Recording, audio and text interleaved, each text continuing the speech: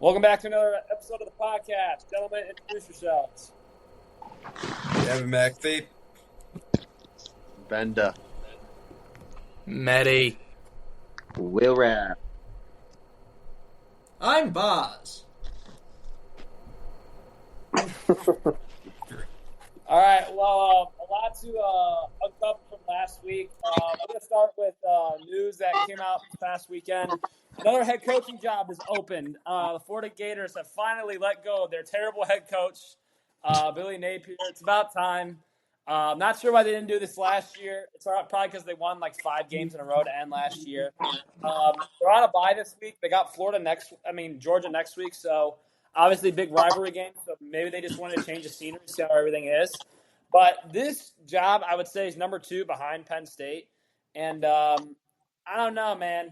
I feel like Lane Kiffin's the name. I feel like if they're going to get someone, it's going to be Lane Kiffin. The other person I could see is maybe Eli Drinkwitz from Missouri. That's another one I keep hearing. And another one I keep hearing is, unfortunately, the bald fraud himself, James Franklin, baby. But if they hire James Franklin, that might be worse than Billy Napier, maybe. But, yeah, we'll see what comes out with Florida. You know, obviously they got a tough SEC gauntlet left. But, yeah, Billy Napier out and big job open now in the SEC. Yeah, this firing kind of came at a surprising time for me. Obviously, I think it needed to happen, but coming off a win was kind of weird. Uh, I would think they'd let him go one more week, see if they could get the big win, and if not, then let him go. But definitely some big openings, and it'll be interesting to see where people go.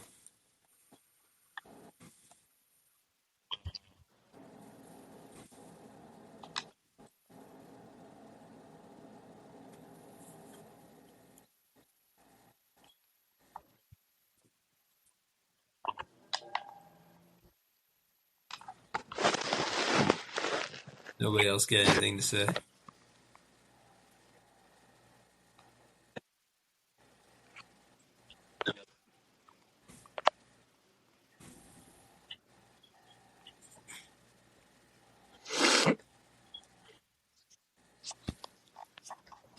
I know you.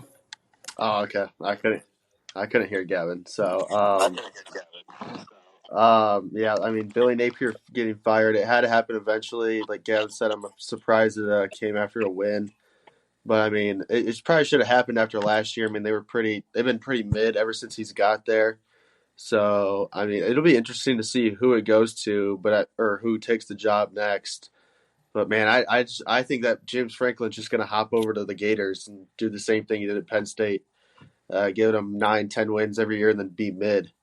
I think they're just going to hire James Franklin. I don't know who else they're going to get. I think because, like Bro said, I think Penn State's still a better job, even though Florida's in the SEC. I think Penn State's had a better last 10 to 20 years than Florida has, so I don't know why you would take that Florida job. But I definitely don't see Lane Kiffin going over to Florida. I just think that's a stupid move. He took a bad SEC school in Ole Miss to one of the contenders every single year. I don't know why he would jump ship to a team that's been way worse than a program that he's built up so much. So I don't know who they're going to take, but I mean, I wouldn't be surprised if it's James Franklin, just another lateral move.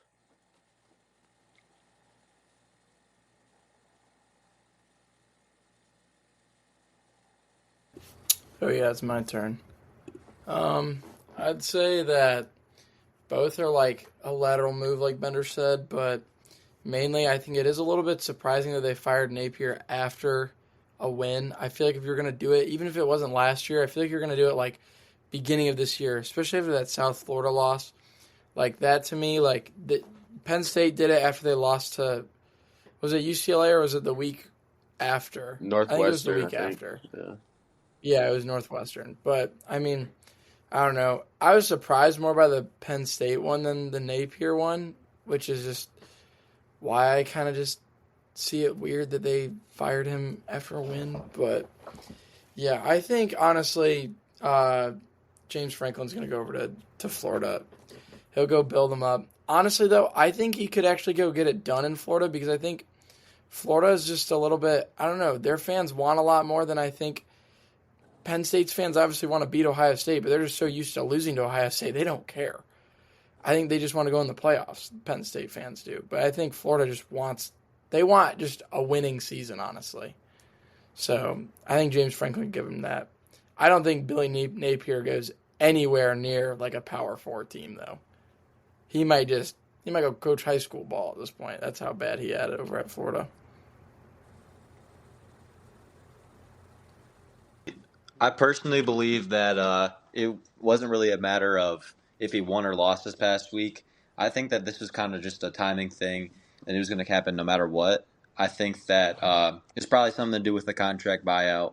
You can make a case that it probably shouldn't have happened sooner, but they just didn't settle on it.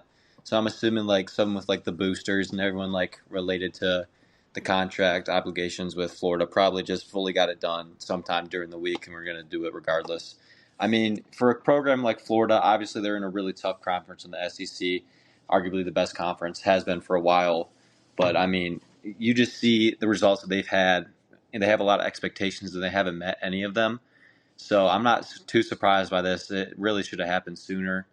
And, I mean, you can make a case and an argument that some people, especially coaches, may view the job at Florida as better than Penn State. If you're an SEC guy, you're a Southern guy, you might really want that job rather than, something up north like a Penn State. Even though Penn State has been more consistent the past decade, Florida is also a very good program. They have history. So it just kind of depends on the coach. I like the Bros mentioned Eli Drinkwitz. I think that that could be a good option, especially Lane Kiffin too. I think that those two guys would be great for the job, but I don't really see Lane actually leaving because he's just been building such a strong foundation at Ole Miss. So I think that he'll probably stay put. And if James Franklin wants to go anywhere, if he does get this job offer, it'd probably be the best he could get. So we'll see if it really does go through. But maybe Drinkwitz will want to go to Florida instead. We'll see.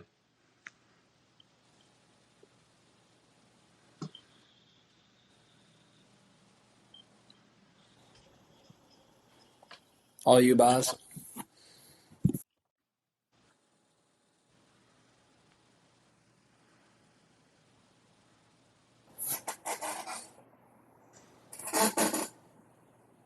Oh.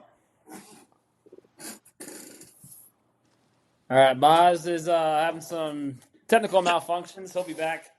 I want to ask you guys if we all can agree on this. So there's two more head coaching jobs that could become open. Do we all agree that Florida State's coach is getting fired? Yes or no? No. Not yet. I think he's still Why not, Hayden? maybe a year. Yeah, I think it's just think too he's done. early still.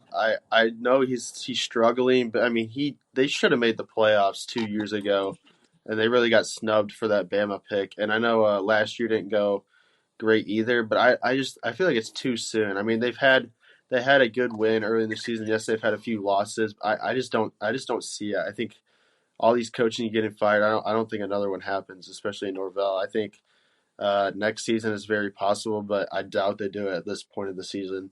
And I feel like even if they wait a few more weeks, it's kind of late. So they either do it at the end of the season or they do it before next one.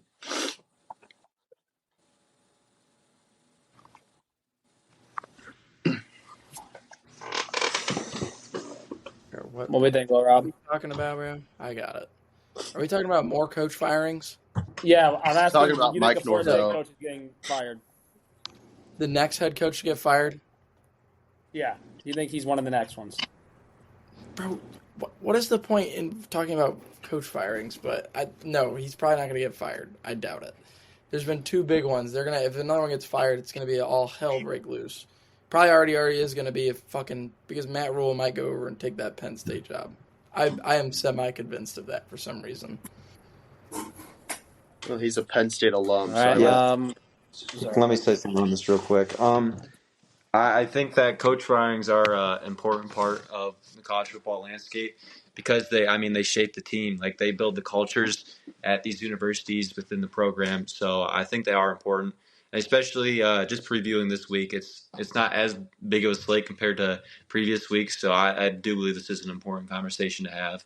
But I understand that, it may not be the favorite thing to talk about within the podcast, but I feel like giving it a little bit of time is still important. So I think that you can make the case that Mike Rovell might be able to just finish the season.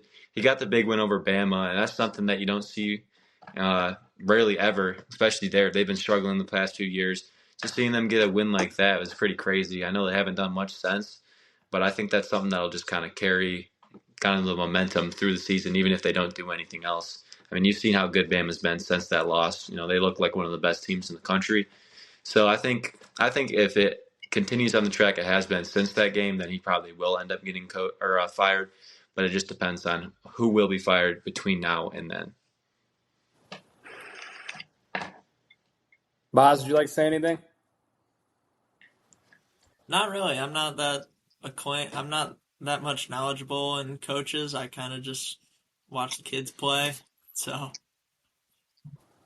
Fair. Well, moving on from the coach firings because there's probably going to be more coming in the next few weeks. Some big games that occurred last week. Ole Miss let one slip through their fingers against Georgia. As I said, Georgia's the second half team. They came back, won. Nothing much. Ole Miss kind of blew this one. Ole Miss had all momentum in the third quarter, and then Georgia, for some reason, just decides to play like gods in the second half, and got a big win over Ole Miss. Took down. They were undefeated at the time. Both quarterbacks I thought played great. Defenses really couldn't do much, but Georgia gets it done somehow again at home. Yeah, it was a pretty good game to watch. Obviously, two powerhouses going at it right now. The Dogs just looked like the more complete team at the end of the day. Ole Miss started off hot, and there wasn't much stopping them until Georgia came in the second half and put an end to that.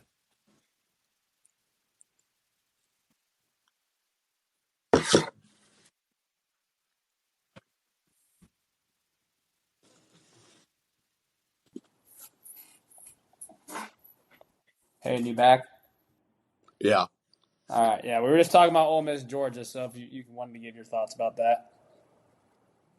All right. I watched the game, so I honestly don't know too much about it, but I did pick Ole Miss, so kind of disappointed to see Georgia win because, kind of want a different team to win these big games once in a while because I feel like Georgia just always wins these games against these other SEC teams that are pretty good as well. So, I mean, it's not the end of the world. Ole Miss still got the full season ahead. They can still control their destiny being in the SEC with only one loss. So, I mean, that's all I got to say. Just kind of annoying to see Georgia win every single one of these.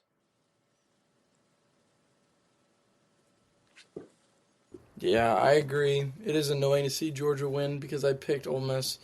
Now, I honestly thought Ole Miss was a more complete team, but it turns out that neither team can really play a game of defense, which is honestly sad when, people will say that the SEC, not us, I feel like all of us agree that the Big Ten is the better conference, but I mean, people say the SEC is such a great conference, and every time I watch some of these big games, specifically with Georgia, I just don't see them play defense until the last couple drives in the second half. And obviously that's when it matters most is to play defense at the end of the game. But, I mean, that was just a shootout for the entire first half and even going a little bit into the second half.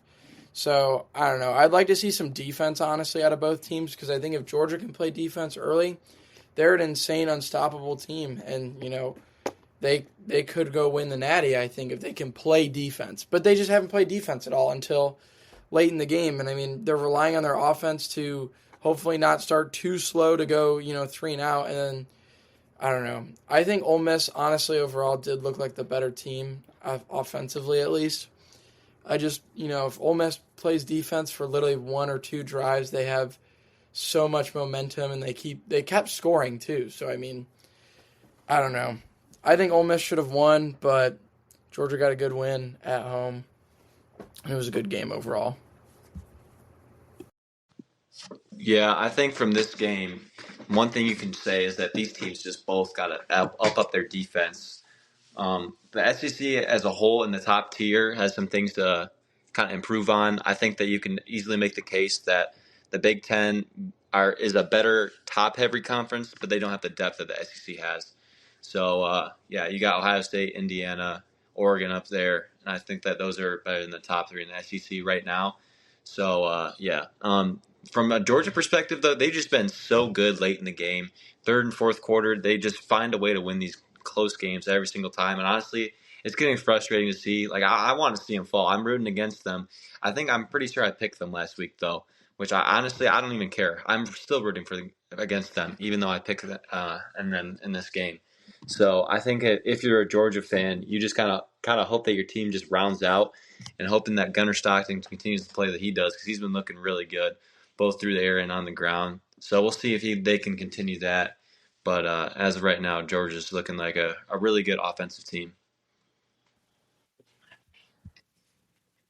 I picked with my heart last week. It paid off. Drew Kregel. Game was good to watch. I watched more of the second half. I think I barely watched the first. But what I saw in the second half was, to me, it just seemed like Ole Miss couldn't do much to stop Georgia on offense sometimes, and I just feel like they have a powerhouse of a team, and it's going to be hard to beat them throughout this year.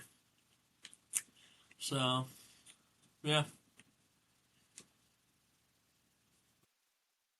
It was a good SEC classic for sure. Another SEC classic that was kind of one-sided. Alabama. Alabama's legit, guys. They kind of whooped on Tennessee this past weekend. Ty Simpson continues to play at a Heisman quarterback level. I know that sounds crazy to say, seeing how he looked in week one, but ever since week one, he's just gotten better and better and better. Like, this is what I thought Arch would be doing, but Arch, if you read Arch stats against Kentucky, that was horrendous, but I'm not trying to talk about that. I'm talking about Alabama keep proving, like, with this passing game, the defense looking the way it is, they're a national championship contender. I know from what it sounds week one, but, yeah, they got it done. Tennessee is just so up and down, man. Like, their offense can be so good, and then their offense can be so bad. But, yeah. And then also Vanderbilt took down LSU, which I kind of had a feeling was going to happen, even though I picked LSU. So, yeah, LSU and Tennessee both in trouble early. I think the team that's most concerned is LSU, not Tennessee. I think LSU's offense is just way too up and down. They don't have a true identity.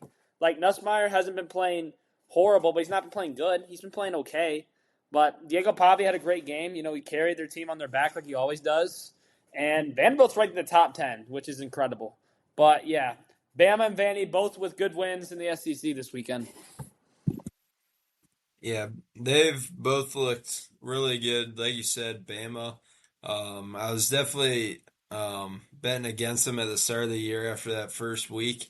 But they've just gotten better consistently every single week. And then Vandy, man, they're a team that just, I think everyone wants to see win, unless you're like in the SEC, maybe. You probably want them to stay garbage, but everybody else wants to see Vandy do good. I want to see Pavia probably be runner up to Brendan Sorsby for the Heisman Trophy, but I definitely want to see him up there. And I think it'll be fun to watch them. Hopefully they keep winning and make a good playoff run too. Those other two teams, LSU and Tennessee, I think they're both cooked. I didn't even really think much of Tennessee this year after how overhyped they were last year and then getting smacked by Ohio State in the playoffs. So I think both those teams are done. LSU just can't get it done consistently. So they're looking sort of rough compared to what I thought they would be. Drop 10 places. Yeah. Yeah, Bama's looking like, you could say, as of right now, they look like the best team in the country just based on watching like the eye test. I mean, they look amazing. Obviously, they're not there because they lost that first week. But if you take out the first week and that loss doesn't happen, they could be the number one seed in the country. I mean, just the simple eye test, they look amazing. Like Bro said, Ty Simpson is looking phenomenal. And I know myself, I've personally had doubts on Bama, especially early in the season. I thought this could be like DeBoer getting some, possibly at the end of the season, looking on the hot seat because what he did last year was unacceptable for Bama. And I thought they were on a downhill track here. but they really proved me wrong, and I think a lot of people wrong that they're one of the best teams in the SEC again. They could definitely make the SEC championship and win it all. So, I mean, like Gavin said, Tennessee just got absolutely smacked by an SEC team who's either first or second in the conference. I mean, Tennessee's cooked. I'm sorry. They choked against Georgia, which they should have won, and then I just got whooped by Bama. So, I mean, it's as of right now for the SEC championship, it's probably Bama and Texas A&M, and then Georgia is probably that third team you could throw in for either one of them. But, I mean, yeah, good win for Bama. And one more thing. I personally do not agree that the Big Ten is better than the SEC overall compared to what John said. I think the SEC is definitely better than the Big Ten still. I mean, the Big Ten has definitely made some strides closer, especially with Ohio State, Michigan winning the Natty the past 2 years. But I think the SEC is still a step above. And hey, next. But I mean, actually, it's getting closer than I think some people down south would give us credit for. So I'll let John speak first on this. Shit, my bad. I got that. Apparently, we just skip out on the main event, huh? All right. While I'm writing a fucking paper right now, but Bama, I picked against both these teams. Of course, that won. But the Tennessee one was definitely with my heart. I'm a Vols fan if I'm going to root for an SEC team, no matter what. I've been to Tennessee more than anywhere else in the South, so that's why. But, yeah, I think Tennessee could be good in maybe a couple years if they actually keep their players and, like, actually get some recruiting. But, I mean, they got their ass whooped by Bama. Bama's definitely a top team now. Picked against Bama like way too many times. Kalen DeBoer and that team last year looked like a clown show last year. Like, it looked like an absolute joke where they were going to run that program to. Now it looks very good. Ty Simpson looks like a very good quarterback. He's definitely up there in the Heisman race, which, I mean, I think you can make a case for a lot of guys right now, including Sorsby from the Bearcats and Simpson. I mean, there aren't as many as there probably were to start the year, but I mean, even Pavia can, I mean, I'm not saying he's like number one, but you can probably make a little bit of a case for him. But yeah, Bama looked good. LSU just looks so disappointing on offense. I think, once again, this is another year where you see they have a great team on paper, and their defense honestly lives up to the expectations. It's just their offense. Their offense can't stay on the field. They can't give their defense a break, and I mean, what happens with that is, you give up a lot of points because your defense is tired, and they don't want to go play more defense when you're not scoring. So, I mean, LSU, I think, could maybe still make the playoffs, but they gotta run the table pretty much, and they got to convince a lot of people that their offense isn't a joke like it seems like right now. But, yeah, I think Vandy's definitely on the up, can definitely make the playoffs if they keep playing how they are playing. I mean, they barely lost to Bama, honestly, too. So, yeah, I mean, both teams are looking really good and really good to make a playoff spot. All right. Honestly, after watching the bit of a Bama game, I don't think Bama completely dominated them. The one play right before the half, Tennessee threw a pick six on the goal line, and that was honestly a 14-point swing, and that would have made the game completely different. I mean, that was just a back-breaking play for Tennessee. I mean, it's about to be into half. At least you want to get on the board, and you make that terrible decision. I mean, no disrespect to Joey Aguilar, but, I mean, that just one play just takes away all the hype that he was gaining. As far as Alabama goes, they've won 4 ranked games in a row. They look very legit, and I think that they're probably at least a top 5 team in the country, if not 4 or 3. I mean, you can make a case that they're better than Oregon, better than A&M, and probably better than Indiana. I mean, if that game was on a neutral field, I'd pick Alabama for sure. But they're ranked 4th right now. Yeah. So definitely top 5. And going off of Vandy, they got another impressive win. I mean, the whole Pavia hype, maybe it's for real. I mean, I didn't really buy into that. I picked LSU to win this game because, on paper, you think they're the more talented team, but this game isn't fucking played on paper, as we know. And LSU's been disappointing all year. They beat Clemson in what we thought was going to be a good win, but they haven't done shit since. I think LSU is fucking burnt turkey, and they're fucking dead in the water. They're not making the playoffs, and they're probably going to lose this week too. I'm pretty sure they play A&M if that's right, even though it's at home. I don't think it matters. I think they're going to lose. And kind of similar thing with fucking Tennessee. They haven't won a big game this year. They just breeze past the cupcakes, and when they play a good team, they either play like shit or they just choke. And I mean, I'm kind of tired of SEC teams just getting boosted off of each other. Like everything's just viewed as either a quality loss or a quality win, no matter who you play against. And honestly, that's the reason why. Is because all these teams and the 8 people just get ranked, and then they just fucking bounce off each other. And whatever fucking happens, it doesn't matter just because you're in the SEC. You get that bias, and it keeps on just going all year round. So you get a win at fucking Auburn, who's just fucking Hugh Freeze is on the hot seat. I mean, you think that's a great win? It's Auburn, bro. They've never been good. They always choke these games. Fucking God, it's just annoying. You see Texas go to Kentucky. Are you saying that's like a quality win for beating Kentucky in overtime? Like, hell no, it's not. I don't know. It's super frustrating. But props to Vandy, though. They actually look for real.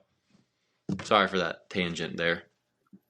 I agree with Will Rob. I've said it before. I'd say it again. The SEC stands for suck each other's cocks. All it does is just push them all up. So, I mean, that's my opinion. But Bama won that game. They won it pretty well, I'd say. And I think that even though everyone wrote them off at the beginning of the season because of that loss, pretty much, they've climbed back into it, and they've kind of put their foot on the metal and just made things work. And then with Vandy, everybody loves a good underdog story. The shittiest team out of the SEC, pretty much coming out of nowhere and doing great things this year. There's just something you just can't take away from that. All right, man. 2 good SEC games. Bama and Vandy both came up out on top. Last ones we'll recap. Notre Dame took care of USC, kind of manhandled them. Jeremiah Love had 228 rushing yards, if I believe that's right.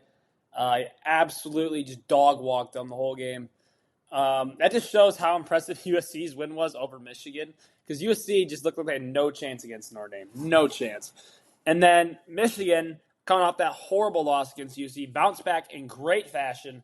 They dominated Washington. That was vintage Michigan right there. That was play-action pass. That was running the ball extremely well. They didn't even have Justice Haynes in this game, and they fucking killed him. Like, I thought this Washington offense was good, and then I realized they play actual good defenses, and they go to shit. So, I mean, even Hayden, the Michigan fan, picked Washington. That's how bad he thought Michigan was. So, yeah, that was a bad pick. I should have gone Michigan. Of course, the one time and I'll pick them, they win. And then also Ohio State just keeps on rolling. They've fucking shut out Hayden's favorite team, the Badgers of Wisconsin. So, yeah, Ohio State looked good. Michigan looked good. And Notre Dame keeps rolling. All right. Yeah. I know Gavin's – hang on. I want to save Gavin's little rant for Bender. Let me take Gavin's spot just for this one, because I know this is going to happen. I'd rather get my shit out of the way, and we'll let the entertainment, the later card, the better card can go at the end. But I can't wait. Yeah. No. You can go after me, pal. I'm taking the Gavin's spot. He can rant to you. That was sarcasm. Okay. Look, Wolverines, they look good, but that was not because, we're a bad team. That was because we figured out how to play call once again. I don't know why we don't know how to play call on the road, but we figured it out at home. We had good play calling. The blitzing still needs to stop on defense. It's actually annoying. It's extremely annoying. More than actually, it's annoying. We blitz 50% of the time. Why? When we played drop back against Washington, we played fine. Pass rush got there. We sacked him a couple times. I can't remember their quarterback's name. That's how bad he is. Damon Williams, whatever. He is actually pretty good. But, yeah, we finally sacked him on just 4-man rushes. That should have proved to Wink Martindale that we do not need to blitz like crazy. We played drop back. We were fine. On the offensive side, though, we ran the ball, and our run game and our O-line dominated finally. We needed them to just honestly have a confidence-boosting game where we just showed that we dominated the line of scrimmage. I mean, Jordan Marshall looked amazing, which he is honestly a good back. He's not a bad back. Justice Haynes is just our feature back that gets more carries. But Jordan Marshall looked amazing. Hopefully he gets even more carries even when Justice Haynes comes back. But the play calling was good. I mean, Samaj Morgan dropped 1 4th-down pass, and I don't think he ever saw like a pass or like a schemed-up play for him ever again. Like that was like that, which is good. Andrew Marsh should honestly take his spot in those roles. Yeah, that's Samaj Morgan drop. Andrew Marsh does not fucking drop the ball. He doesn't just butt a finger and drop the ball on the ground like it's a hot potato or something, which is stupid.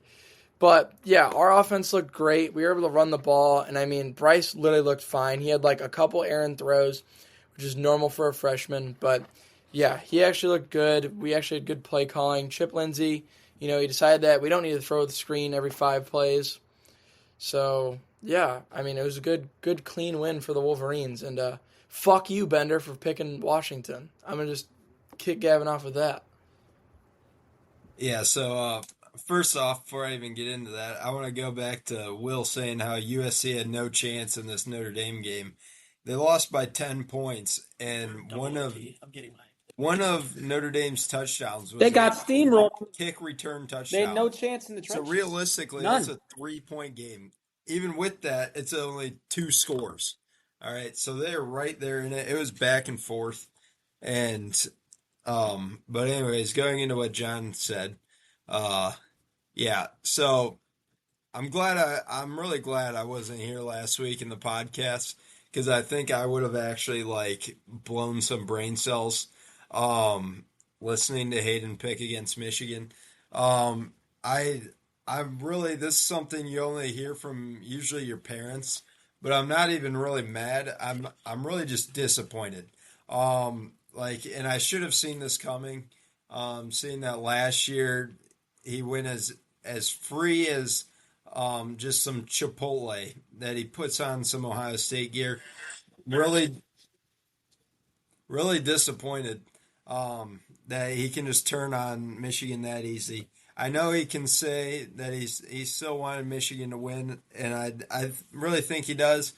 But then I also second guess it at the same time, because if you really want them to win, why are we picking against them? You got no faith.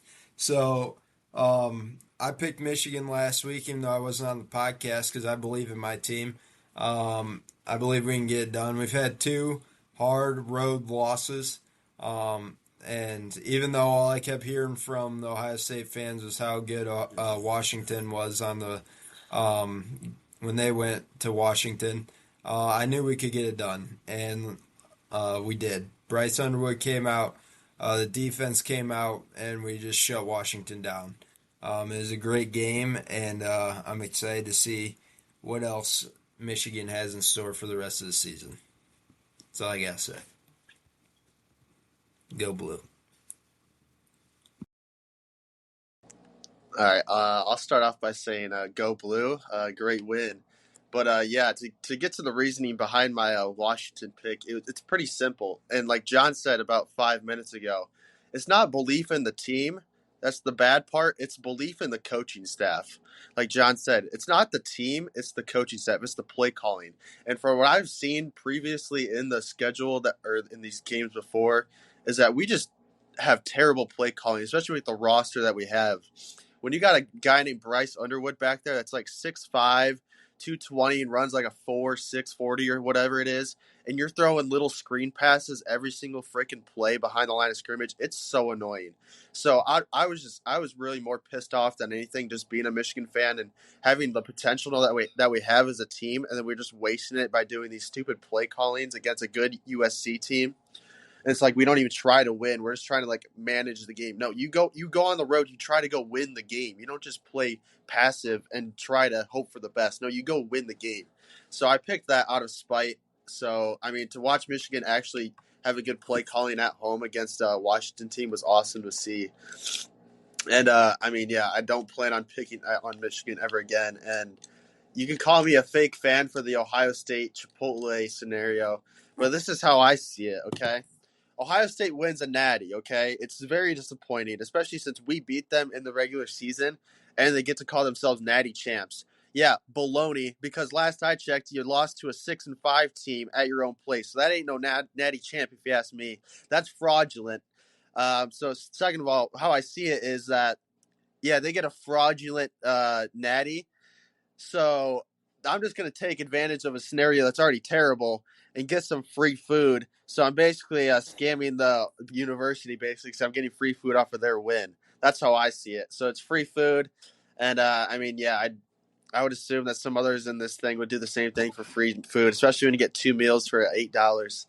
I mean, my stomach was growling that night, and it felt good. So, yeah, I don't know. I think free food is awesome, especially as a college student. So, but yeah, obviously, I want Michigan to win the whole year. I mean, I'm just not wearing Ohio State stuff to get it. All right, that's fine.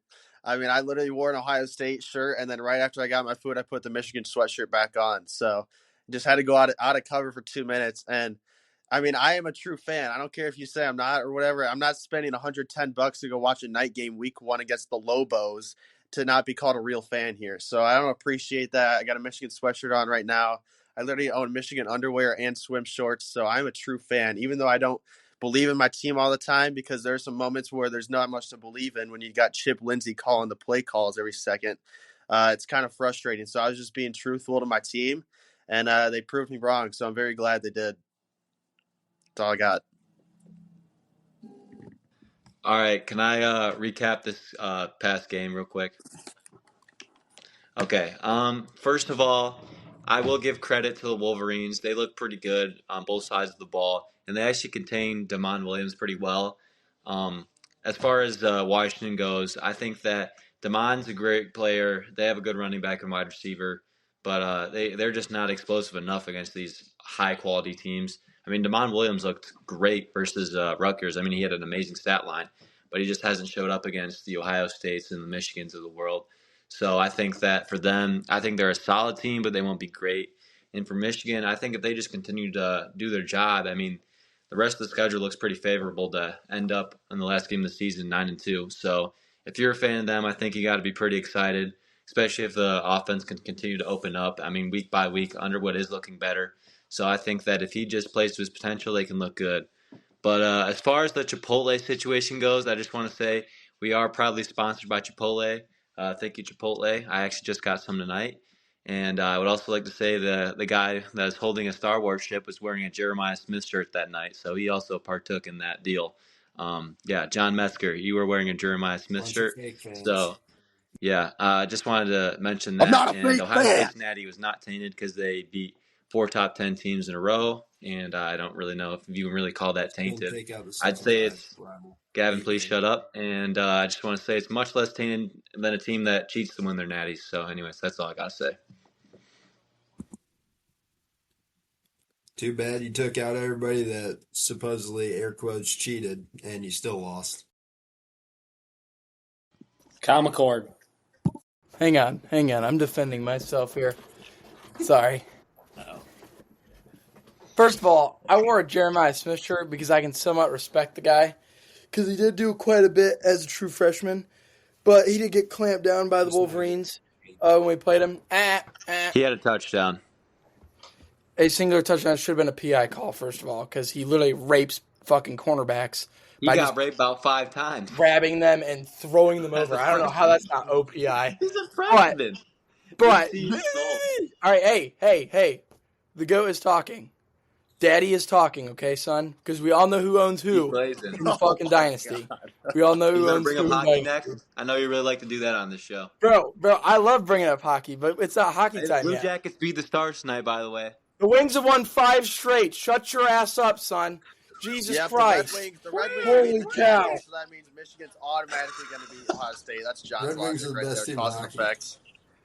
Gavin, Bro, do you want me to pull the stats right now? I mean, to get off topic, I was trying to defend myself wearing Jeremiah Smith for free Chipotle. No, stay on topic. Don't get off topic. I mean, Will Rupp wanted to do it. I'm just saying. But I wore it because I respect him, and it wasn't an Ohio State logo. So there was no OSU logo on there at all. It was just a fucking player making a catch. Holy cow. Best player. Yeah, their best player. They don't even have a quarterback. They have fucking cornball back there that throws drag routes for a living. 400 yards last week, by the way. Against Wisconsin. Swiss cheese, bro. Swiss scored cheese. more on them than you did. You beat them by 14. We beat them by 40. Bro, it's all right. We're a developing team over here, bro. It's all right. We don't need to develop. We were ready week 1. Yeah. All that fucking billions of dollars you spent on your entire fucking roster. Jeremy has a You shirt that you says spent we don't billions have on one backups, just player. four starters. After I'm you one guys spent player, on a whole bro. roster, it's all right. All right, hang on. Let You me have pull a up the whole wing roster in stats one real quick position. since Will Rob decided to bring this up. All right, next fucking topic, please. All right, so Bob, as you can see, the Detroit Red Wings are right here in 5th place. The Columbus Blue Jackets are nowhere to be fucking found because they're that god-awful. All right. So thank God you brought that up, you shit-ass fucking fan, dude. Holy cow. Guys, can I talk? We won one game. Yeah. We won one game. All right, yes, Boz. I love you, Boz. You can talk now. I had to get some shit off my chest. Thank you. No one cares. So, I watched all of the Michigan game because I live with someone who likes Michigan. So, I'd say it was, honestly, there was a couple, like, little stalls by the offense, but in general, it was a pretty dominant win with what they needed to do. I mean, I predicted them to win. I picked them to win. I believe that the home stand would make a big difference. Like, I believe that Washington is a pretty good team, but I also believe that Washington played up to their opponent when they played Ohio State at home, and home stands are just such a big advantage in college football. There's just really nothing like it. Going into an opposing stadium is honestly one of the hardest things that you can do, especially going into an opposing stadium within the same division and league. So that was a good game. I liked watching it. That was a genuinely good watch for a game.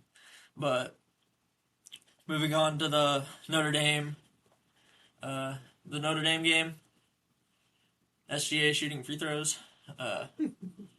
But moving on to the Notre Dame game, it was a pretty close game through and through. It wasn't like a blowout win. It was a good game. Notre Dame came through with it. I had them winning. I think that they're a pretty solid team. They may have lost some early, but I think that they deserve to be ranked a little bit higher, but I think they're a pretty solid team. And then for the Ohio State game, I mean, they controlled every aspect of that game. There's nothing that they let out of their grasp, I don't think. I think they had that's a solid win. That's a great team. I feel like there's nothing to disprove that they should be moved from the number 1 spot. I don't think. I think that they should remain there until there's something to prove that they don't deserve that spot, because you can't move a team out of that spot without any, like, disapproval. Like, if they played a really close game with a shitty team, I could see them moving down, like, a spot or two. But if they're still winning by 20 plus, like, 15 plus every game, there's no reason to move them from that spot. That's all I've got. All right. Well, a lot that we recapped. We're going to move in the next week. We're starting with a good game in the Big 12. Cincinnati ranked 21st in the country. Gavin keeps hyping them up, and I guess he was just right. You know, he just knew something. Hosting Baylor this week. It's just one of those good, like, Big 12 matchups. It's going to get a lot of offense for sure. I mean, the Big 12 is known for no defense. So, yeah, it's going to be a good game. But I'm going to take Bearcats. You know, they're on a roll right now. Number 21 in the country for a reason. And if they keep rolling like this, they could see themselves in Arlington and possibly facing either Arizona State or Texas Tech in the Big 12 championship. So give me Cincy in this one to take down Baylor. Yeah, you know, obviously we know who I got. I got Cincy. All I keep hearing about is this Baylor quarterback. Cincy had no picks going into last week on defense. until we had McDoom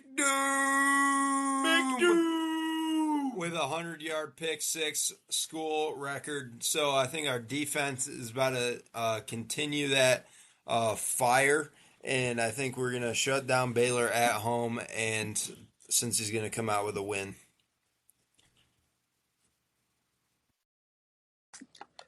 Yeah, I had my doubts on Cincy early in the season, especially what I saw from last year.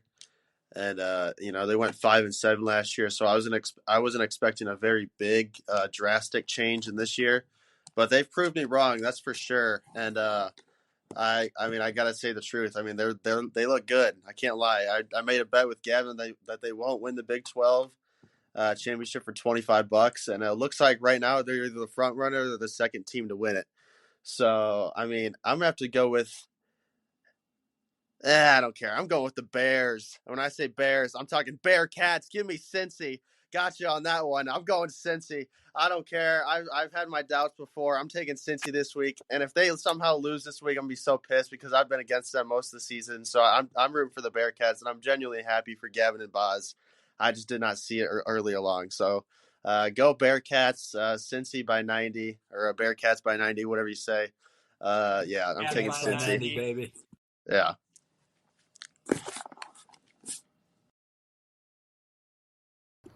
Okay. First of all, Bender, you're not Pat McAfee. Never will be. Just gonna make A lot sure closer than you. I am just here for the comedic effect. Actually, I'm the closest. I don't know. See, at least I have on my some pretty side. outrageous things to say. All right. My name. I don't know. I had Gavin in that first half there. Yeah. Well, I mean, Bender did pick the Bearcats, so they might actually lose because Bender's got like the worst pick percentage, I think, or something like that. I'm kidding. But, yeah, I don't even know why this is a question. Cats by 90, baby. I mean, like, I've been on the Bearcats side since week 2 at the BG game. I was an honorary Bearcat. I'm still an honorary Bearcat. And, you know, the Cats are doing it right now. They're doing it. They're in like this like aura, like this just zone. And they're going to keep playing in that zone. Brendan Sorsby is just going to keep playing like a dog. I mean, this is a good team. People actually doubted them. Cough, cough. Hayden Bender. Will Robb. To name a few. But, no, they look like a good team. They look legit. And they just got to keep it up. That's basically what they got to do. That's all they have to do to be successful right now is just keep it up. Keep winning games. So, yeah, big game for the Bearcats against Baylor Bears, but Bearcats are going to done. It's wise words from Mehdi there. To keep it going, you got to win games. It's very inspirational. I think I want to put that on a T-shirt. But since these look pretty good, I will say they've exceeded definitely my expectations. And realistically, I don't think any of our Cincy friends in this podcast right here actually expected this to happen to this degree. But I'm gonna say that I'm happy for them. This has been it's been cool to watch. You know, you don't really expect this from a team that went 5-7 last year, but Sorsby has been looking really good. I mean, there's a stat out there. I think it's like most games at the start of the season or something, or most games in a row with 2 passing touchdowns and no picks. Maybe that's the stat, but he's done it as many games in a row or more than like Fields, Tua, all these great quarterbacks. I mean, that's a great list to be a part of. I know he's not played any like SEC caliber teams, but still, you still got to not throw a pick. I mean, he's been looking pretty good, and I think he's definitely firmly within probably the top 10 of Heisman. So we'll see if they can continue that. As far as this week goes, I mean, I have been talking up the Baylor quarterback a lot, but I'm going to have to take Cincinnati. I mean, this game's at Cincy. They're ranked 21st. I mean, how can I not pick against the Bearcats? This is just kind of like, a full circle moment for them. I mean, just trying to get a big win at home, just like they've been doing all year. I mean, they haven't lost at home this year yet. So I think that they're just going to continue that streak so far. I do think it will be close, though.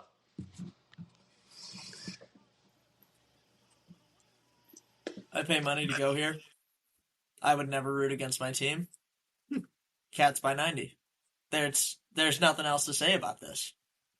I think that Brendan Sorsby is going to throw for 400 yards, because he's like that. I think the Godfather's going to have like 2 sacks.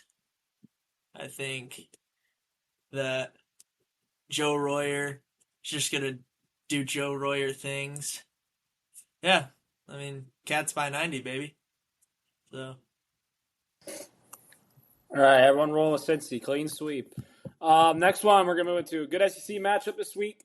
Ole Miss looking to bounce back after that tough loss to Georgia. Now they go on the road to face Boomer Sooner this week. Oklahoma looked impressive in their bounce back win against, I believe it was either Arkansas or South Carolina. I don't remember which one it was. But John Mateer looked way better than he did against Texas. It was a needed bounce back. This game's 50-50. I mean, you could go with anyone. You go Ole Miss or Oklahoma. Really don't matter. Both these teams are pretty solid. But, man, I'm going with the Sooners. Oklahoma's getting it done. It's at home. Great atmosphere. Last time they had a great atmosphere was against Michigan, and they fucking dominated that entire game. So, yeah, I'm going with Oklahoma to beat Ole Miss, and this is where Ole Miss starts to choke the season away. So, give me the Sooners over the Rebels. Yeah, this one's tough. I feel like Oklahoma hasn't looked like that same team that they were at the start of the year. Ever since Mateer had that surgery. But since it is at Oklahoma and Ole Miss just lost one, I think they're gonna lose again, and I got the Sooners at home. Sooners have 2 questions. Yeah, I see this one being very close, very down the wire, like a lot of these other SEC games we've talked about. I'm gonna switch it up. I'm gonna take Ole Miss. I think they have a great bounce back win. I think that this is one of their better teams of recent years. I don't think that they'll lose 2 in a row, even though it's been their past for sure. I think this is a great bounce back opportunity for them, and I think I see them taking care of it. And like Gavin said, Oklahoma hasn't been as good as they were at the start of the season. They're still a very solid team. I just think that as of right now, I think Ole Miss is still a better team. So I got them going in and winning by about 3 points on the road.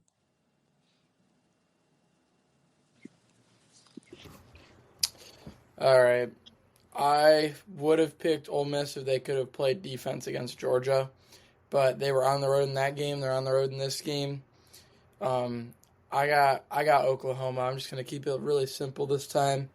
Other than this, hopefully someone repeats it back. But Boomer Sooner. I knew where I was gonna say it. Thank God. But yeah, the Boomer Sooners winning this shit at home. I think it's still close for sure, but I just don't believe in Ole Miss right now. Yeah, I think this is going to be a good one. It is a nooner, so I think that kind of helps out Ole Miss's case just a little bit. I think that if you're Ole Miss and Lane Kiffin, you kind of have to have this one. But I am the coach of the Oklahoma Sooners in our college football dynasty. So with that being said, I'm going to have to take the Sooners in this one. John Mateer has a bounce back game after that shitty performance against Texas a couple weeks ago. And the Sooners are going to get back on track. Sooners win.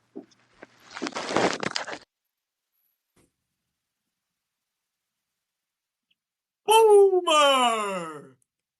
Sooner! Yeah, I got Oklahoma. That's what I got going into this. I'm picking against Kregel again because fuck Kregel. It's worked so far. Why stop now? So that's where I'm going with this. All right, clean sweep. Not clean sweep. Actually, I didn't pick Ole Miss, but we'll see how it goes. That should be a good game. Next one, another good SEC matchup. The Missouri Tigers are going on the road to a very hot Vanderbilt Commodores team. I'm keeping it short and simple. I'm not going against Diego Pavia. Give me Vandy to get it done against Mizzou. Give me the Commodores over the Tigers in this one. Yeah, I simply just can't. Like, I know I'm saying this, and I'm gonna take Vandy, but I just can't take Missouri as a serious good team. Um, Even though I'm saying that as I'm picking Vanderbilt, but just Pavia is ridiculous, and he's shown he can put this team on his back. but his team is also good too. Like he's not. It's not just him out there by himself. Um, I I just think Vandy's starting to really build something over there, and they're gonna keep it rolling and get another win in the SEC over Mizzou.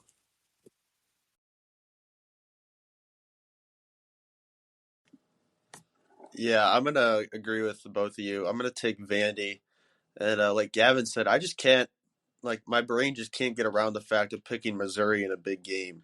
And I know we're picking Vandy here, but they've actually showed promise this season, and in years past with some upsets that they've pulled off. I feel like Missouri's just always been kind of mid, and yeah, they're ranked and like they're probably pretty solid right now. I just don't. I think that Vandy has more upside at the moment, so I'm gonna pick Vandy in a close one.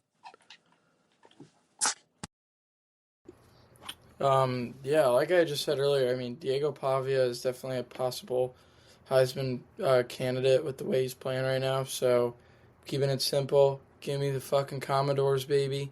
I like them. I think they're looking good. I picked against them last week, so I'm gonna switch it up. I'm gonna pick for them. So yeah, give me the Commodores. By I think it'll definitely be close, like Bender said, but I think they're gonna win by hopefully at least a score. Is in like 3 points or seven, not like 1 point. Yeah, I don't think I've picked Vandy yet, and this is our third game picking in one of their games. College game day is actually going to be there this weekend, which is kind of crazy. I mean, Vandy's got one of the biggest games of the week. You're really not used to seeing that. So, I mean, I'm happy for Vandy. You know, seeing these teams that usually aren't that historically good have these good seasons is just awesome. I mean, Diego Pavia is just a character in his own right. I mean, he's been leading them through games this year, and I just find it hard to pick against them, especially at home. I think Missouri is another one of those SEC teams that just has not been able to win a big game yet. I mean, they've been in some of these games, but they just haven't gotten it done. And I think this game being at Vandy too just gives me more of a reason to pick them. So I will be taking Vanderbilt to get it done today. I got Vandy. I have watched Missouri play football one time, and it's when they beat Ohio State in a bowl game. That's about it. They had Lincoln Keenholz in, and it was still somewhat of a close game. That should tell you all I know about Missouri. Nothing. But Vandy's doing good. I just always want to see them win because they've been an underdog for all my life, and I would rather see them win than lose. So I got Vandy, and they're pretty good this year. All right, last SEC one we'll get into. We got two more. This is the night game, a nightcapper. Number 3, Texas A&M going on the road to face number 20 LSU, who's coming off not a bad loss, but I mean pretty just not good performance against Vandy. A&M, they got Marcel Reed. They got all those good receivers, good running backs, good defense. LSU, even though it's in Death Valley, they're going to have to show what they can prove on offense. They've looked like kind of like garbage on offense these past couple weeks. Even though it's at home, Death Valley, I can't trust LSU. I'm going with the Aggies to get it done on the road at night in Death Valley in the Bayou Bengals Stadium. Give me A&M. Yeah, I'm gonna pick against Bros here. I think LSU finally gets their big win of the year, and Texas A&M struggled last week with Woo Pig Suey. So I I don't know. I think the home atmosphere is going to play a big factor in this game, and it being at night. I think LSU's offense. I mean, they're obviously going to have to figure something out, but I think they're going to, and I think they're going to pull this one out.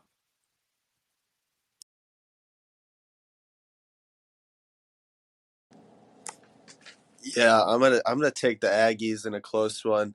I know they had a little bit of a struggle against Arkansas, but I just don't see LSU getting it done. I don't feel like they ever have got it done under Brian Kelly. I don't see a reason why they would get it done now against a team at Texas A&M that's undefeated and has had some pretty solid wins this year compared to a Notre Dame team who has lost a few games, and their few wins that they have just aren't the most impressive. I mean, Nussmeier hasn't been the player that we all thought he'd be at the start of the season. He's played okay, but he hasn't been like phenomenal like we all had him.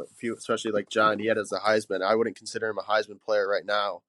And then you got to look at their win against Clemson. We all thought that was a great win. Well, Clemson's turned out terrible, and I just don't see the hype around LSU. I think that they'll drop to a third loss this week against A&M and fall out of the rankings like they probably should be. I don't know if Brian Kelly's it, and I know we've been talking about coaches firings, but I think you could give it like 2 more years of Brian Kelly being mid at LSU, and I think he could be on the hot seat very soon. He's been mid since he got there. They haven't had much success. I think that they're going to be another 3-loss team coming up here soon. I wouldn't be surprised 2 years from now he's on the hot seat. I think I got the Aggies taking care of business.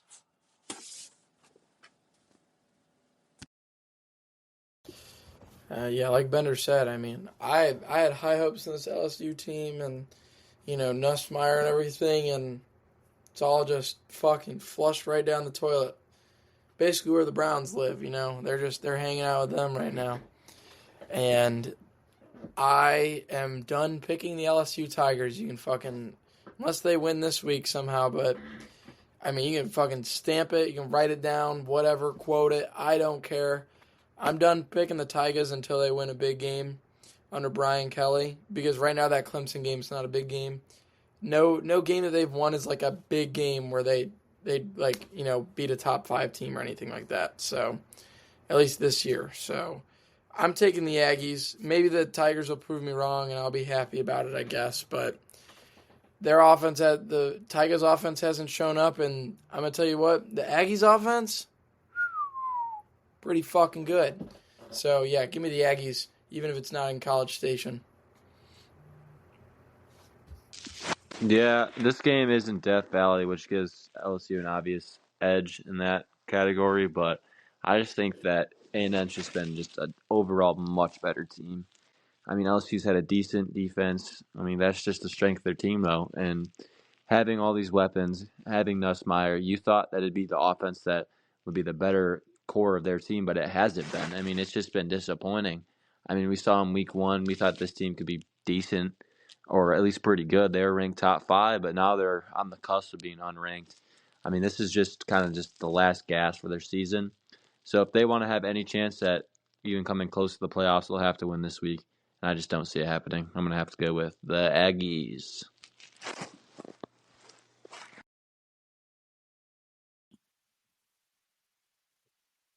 I got the Aggies.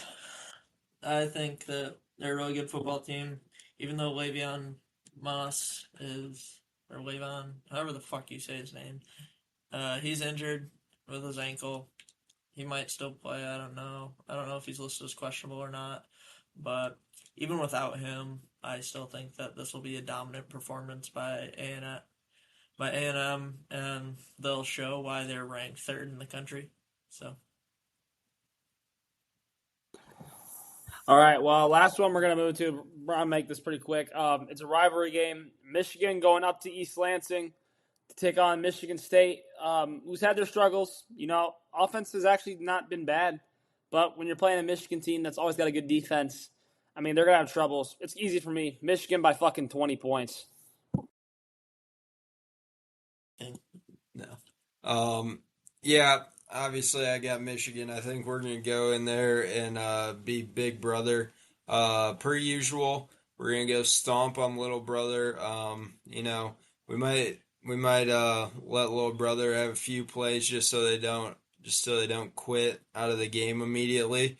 But then in the end, we're going to stomp them and show them that we still own them. So, yeah, I got Michigan by a billion. Last time they played in East Lansing, before Hagen goes, me, Gavin, Hagen were all at this game. Didn't they win by like 50 points? Wasn't it pretty close to that? Yes, we smoked them. Yeah, all right. Well, I didn't tell you now. Yeah, I'm taking Michigan. I'm surprised you even have this on our slate of games to pick because, like Gavin said, the last time they played in East Lansing, it was an absolute blowout. And I can remember in the middle of the third quarter, about 90% of the Michigan State fans had left, and the whole stadium was just taken over in maize and blue, and it was just "Let's go blue." The entire stadium was chanting it, and there was no more "Go Greens" and "Go Whites" at all. And I see the same repeat of that. Michigan has played well recently, especially with that good win against Washington. They looked like they're gonna, be a good team the rest of the year, and there's no reason they won't beat a Michigan State team who has not proved anything, and they're pretty abundant. So I've got Michigan, obviously.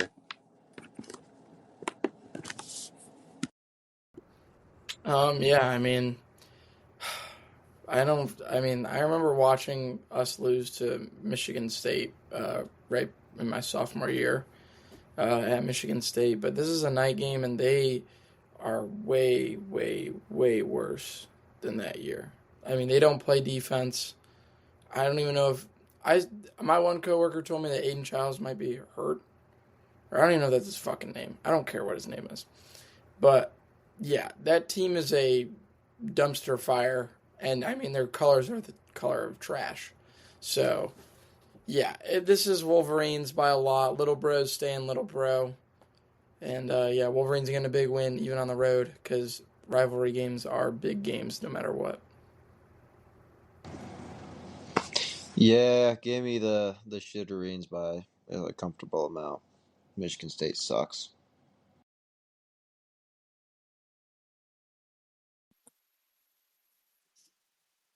You need to put your shit on a charger. But yeah, I think Michigan has this in the bag easily. I think they're gonna dribble Michigan State like a basketball. I don't think this is gonna be a close game at all. But it is college football. You never know. But with that being said, I still think Michigan will win by 20 plus. And with that win, should go up in the rankings. So. All right, well, that's then this week's college football for you. Moving on to NFL, looking back at last weekend. Before I actually get into it, I want Gavin to start us off here since he wasn't here for the last one, because I know he's got some words about one game in particular that went down last week. Yeah, like I've said all season long, we saw finally the true colors of these Pittsburgh Steelers. They finally came across a team who is still complete garbage because they haven't gotten to a point in their schedule where they play anyone decent yet. But they couldn't handle Joe Flacco and the other retirement home quarterback. So, man, it's everybody's saying, "Oh, Rodgers threw a couple hundred. I think he had 200 yards passing." Well, yeah, he also threw 2 picks. That's given the Bengals and Jamar Chase 2 more opportunities to score. Finally, the defense doesn't save him, and Pittsburgh goes down, just like I've been saying all year. I can't wait till they come into Detroit and we can just absolutely pound them into the turf. And Aiden Hutchinson has about 5 sacks in a game. I can't wait for that Sunday, and that's about all I gotta say about that game. Jalen Ramsey also sucks.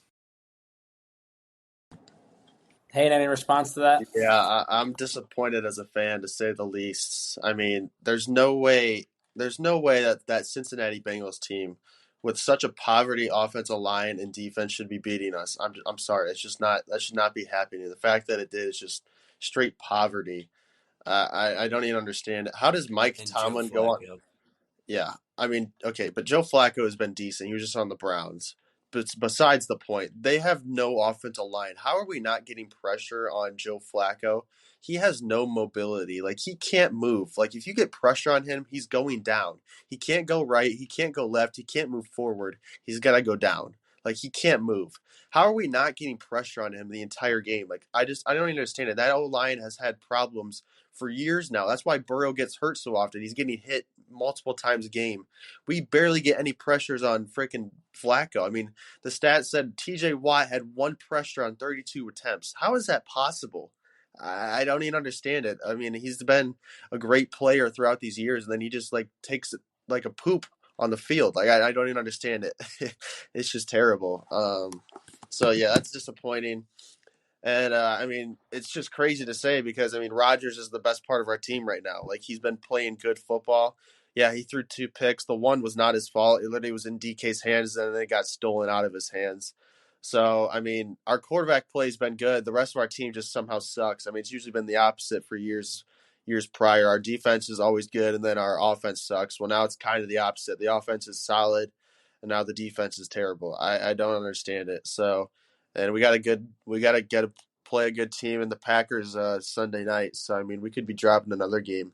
I'm going to take the Steelers being a fan, and I'm not going to count them out yet because if we actually play good, like we have shown in years and not years past, but weeks past, I think we're one of the better teams in the league, top 10 for sure. But I mean, if we play like we did against the Bengals, yeah, we're bottom 5.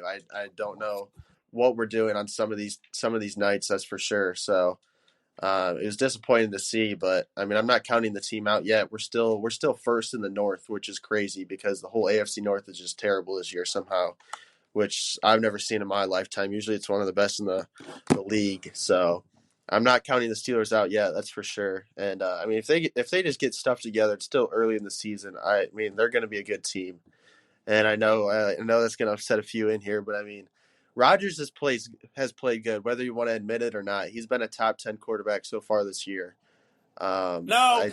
I don't see the hate on him. I know he's terrorized your teams in the past, but I mean, if you're actually being a sane person here, you can realize he's played good this year. So I don't understand the hate on him. But I mean, as for the defense, yeah, they look terrible. So yeah, disappointed. John, you can go.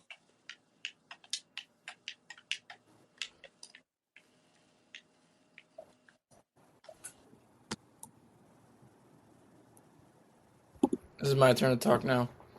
Finally. Jesus. I'm going to be honest. I didn't watch too much of this game because I was at the University of Michigan hockey game instead of watching the Unk Bowl. I mean, like, good God, they're so old, both those quarterbacks. But, yeah, I would say, honestly, an impressive game from both offenses somewhat. More so the Bengals. I mean, Joe Flacco looked good. Joe Flacco's not a bad quarterback, obviously, but, I mean, just, I don't know. It was surprising. I thought it was going to be a little bit more low scoring, and it wasn't. And, I mean, yeah, it seemed like a pretty good game. Steelers, a little bit of a choke here and there, but I don't know. I think both teams, honestly, are solid. I mean, clearly they're both, like, right middle of the pack. So maybe the Bengals could somehow pull out a freaking AFC North win with how banged up the Ravens are, too. But yeah, I think the Steelers can bounce back, but it's gonna take a lot. And they gotta win one of these big games. They gotta win a game against a good team, because right now they've just won games against injured teams and teams who aren't that good. So Steelers need to prove something, but the Bengals just need to keep hanging around and kind of proving themselves too a little bit more. And I think, with that, we could have a little bit of an AFC North run here, especially with all the injuries going on over there. Yeah, just as a fan, I just want to say the Unk Bowl was actually a fantastic watch. Aaron Rodgers has actually kind of been decent this year, which I didn't really expect. So good for him, I guess. But yeah, Joe Flacco being on the Bengals, that's kind of like the perfect solution for now for them. I'm not really mad at the Browns for getting rid of him just because there was nobody that could solve their offense's problems this season. I mean, when you got Jerry Jeudy as your number one option and then Harold Fannin as your second option, no offense, BG alum Harold Fannin, he's just not really a wide receiver too. He's actually just a tight end. So, yeah, not really anything good going on in Cleveland. So, actually, they did get a win last week, so good for them. But, yeah, I'm not mad at him going to the Bengals, Flacco, but I know Mike Tomlin was pretty pissed. Like, oh, how could you trade away a quarterback of this caliber in division? Like, no one gives a fuck, dude. It's the Browns. They do whatever they want. So, yeah, the Unk Bowl was great, and Joe Flacco, I mean, they were kind of just cheesing Jamar Chase the whole game. I mean, just drag route after drag route, just unlimited receptions for him. And I just want to make another shout out that Ashton Boston made one of the worst trades in fantasy football this season, trading away him and Cross I did. It Merritt was bad. and Sambo. Yeah, It so I was just want to bad, say that. but if you see the weeks up to when I traded him to after, I think I had a curse on him, and I think I made the Bengals do good. So, Bengals fans, thank me. Yeah, if you want to look at it that way, go ahead. Well, screw but, you, Boz. Certainly an interesting choice. Hey, man, at least I'm not Kyle. Kyle's gonna get last place and be like tarred and feathered or something, whatever you decide on. I can't wait for that. You gotta decide on something. But yeah, the Steelers are a mid team. Their defense is just old. Their whole team's old. I mean, it's just a matter of time for the whole just house just crushes down on them. But we'll see if the offense can keep it up. I agree. All right, yeah, some big wins from some teams. Bros, I didn't get to talk. Shit, my bad. Fuck.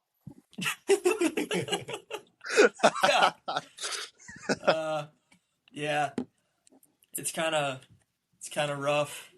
Steelers not doing too hot. I was at the tailgate for that game.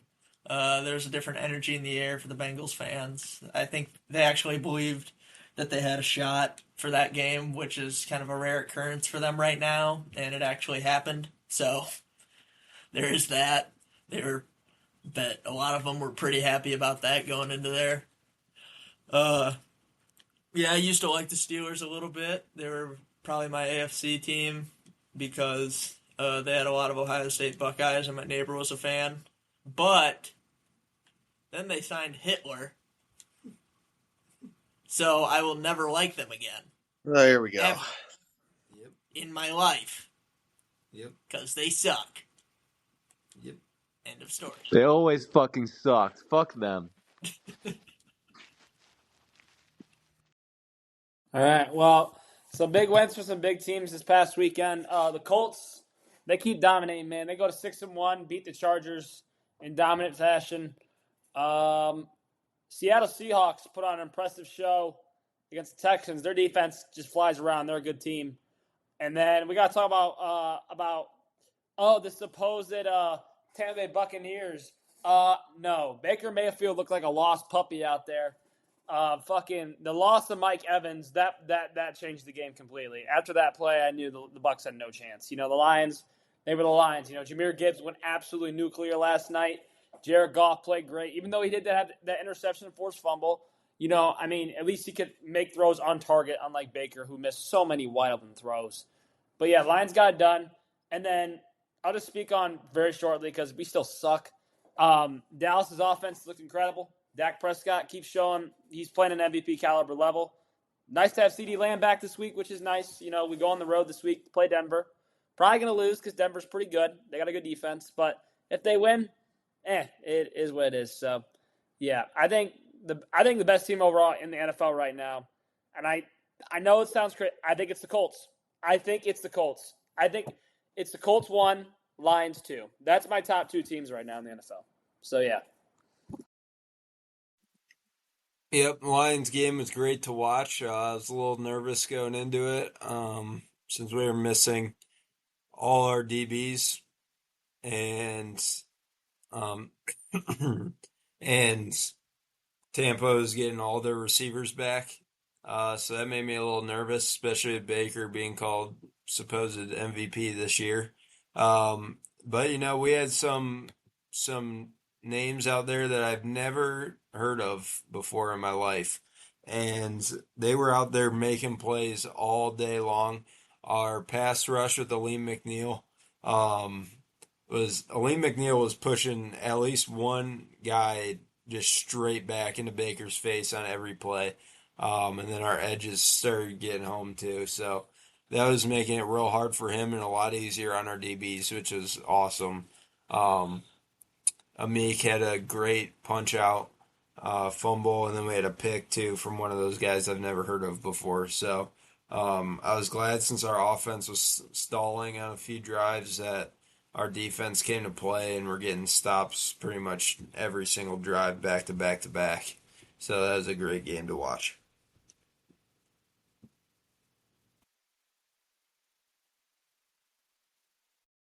Yeah, I'll speak on the Lions game last night real quick.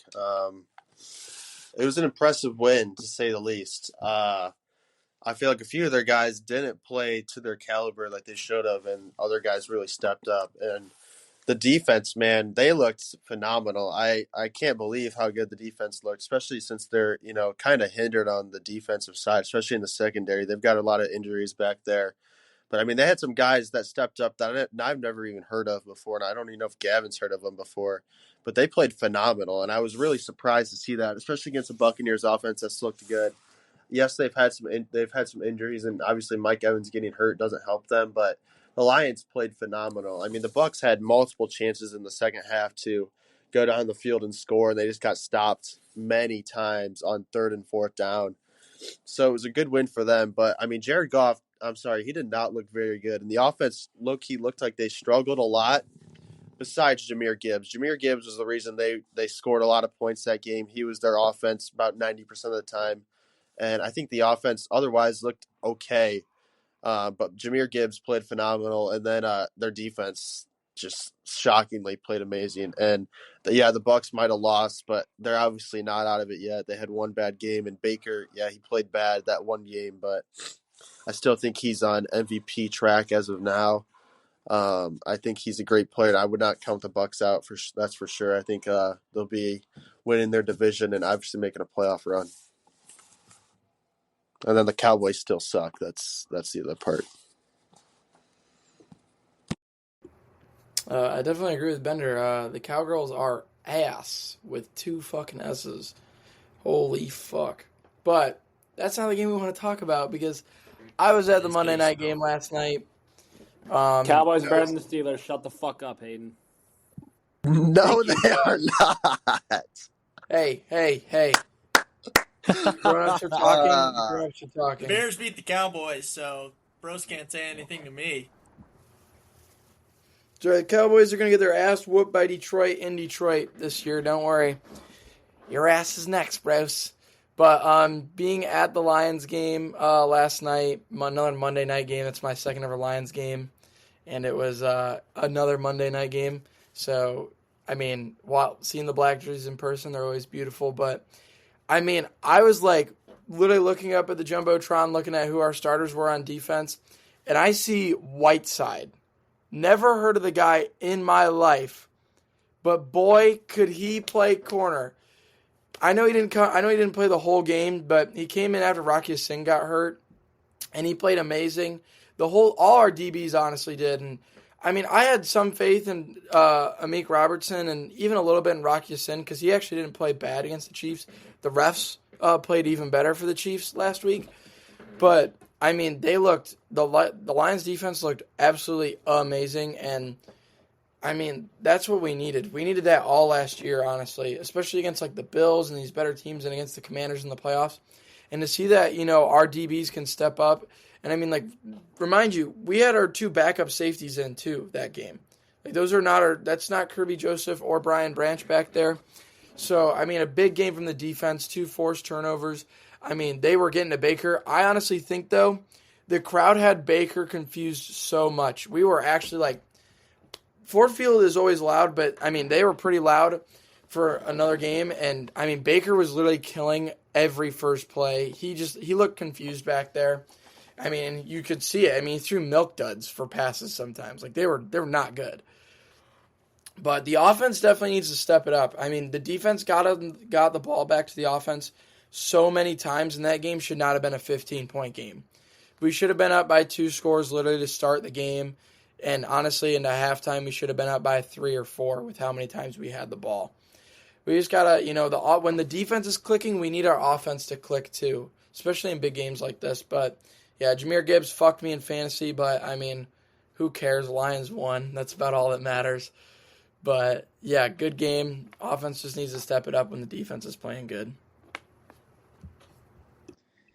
Yeah, I'll talk about the Colts real quick because this is just baffling to me that we live in a world where Danny Dimes has a team with the best record in the NFL. I mean, what in the hell? I mean, right now I think we got the Colts, the Steelers, the Broncos, and who else leading the division? I mean, what year is it right now? I mean, this is ridiculous. Patriots. Greg May, Patriots, baby. yeah. It's like 2014 all over again. Like I don't even know. Did we get in a time machine or something? Like this is just crazy. But I am happy with the Colts doing good because they have Jonathan Taylor, and I have Jonathan Taylor in my fantasy team, and he just is like automatic 25 for me every single week. So that's cool to see. Yeah, I'd probably have them as the best team in the league for just because they've just been winning. But you can definitely make a case for Detroit being number two. They've looked solid. I think they just need to make a game or two where they have like both sides of the ball really clicking. And if they have that happen, I think that they can just become this unstoppable force because, I mean, they have the pieces to do it. Once they become fully healthy on the defensive side, I think that's when they'll just really start to just uprise and just dominate teams like we've seen before. That we've seen their offense be able to put 40 and 50 on teams. It's just a matter of if they can consistently like have this performance on both sides of the ball. I was surprised that they played the way they did on defense though, with so many guys out, and they held Baker in check. And Baker just looked flustered, like John said. He looked out of sorts. He didn't play well, and I think he's still in the MVP conversation, but he's not one of the favorites like he was before this game. So certainly impactful, important game. But I do not count out the Bucks yet. But they will certainly be taking a hit depending on what happens with Mike Evans. That sucks to see him go down. Didn't watch the game. I wasn't home, but Lions had a pretty good win. Hearing that they didn't click on offense is kind of just happens. But I know they're a really good team. Beat my team by a marginable amount, but that was before the Bears went back into 1985 and became the 1985 Chicago Bears defense. They lead the league with 11 turnovers. Montez Sweat had an amazing forced fumble against the Saints on Spencer Rattler. And then Kevin Byard, Nashton Wright, and Tremaine Edmonds all had picks in that game. So I think that the Bears, coming out of nowhere, they're on a 4-game win streak, first since 2018 when the Bears went to the playoffs. I think the Bears have a shot to go that far. Because personally, I don't think the Packers are that good. I think that they lost to the Browns, which is literally a shit stain on their record. And they will probably beat the Unks in Steel City this week. But other than that, and they tied the fucking Cowboys, which the Bears fucking wiped their ass with. We should have beat the Packers. Fuck. Well, you did. But, yeah, I believe that the Bears are going to do great things this year. I'm finally going to a Bears game, which I'm really excited about. They play the Bengals in Cincinnati. But I do believe that the Bears will win. So, and they play the Ravens this week, which I think is a very winnable game with the way our defense is playing. The offense just needs to click a bit more, but under Ben Johnson, I believe that it'll start going way more. It just needs to keep melding, keep going. I think Caleb Williams is that guy and can be that guy. He's developing slower than we thought.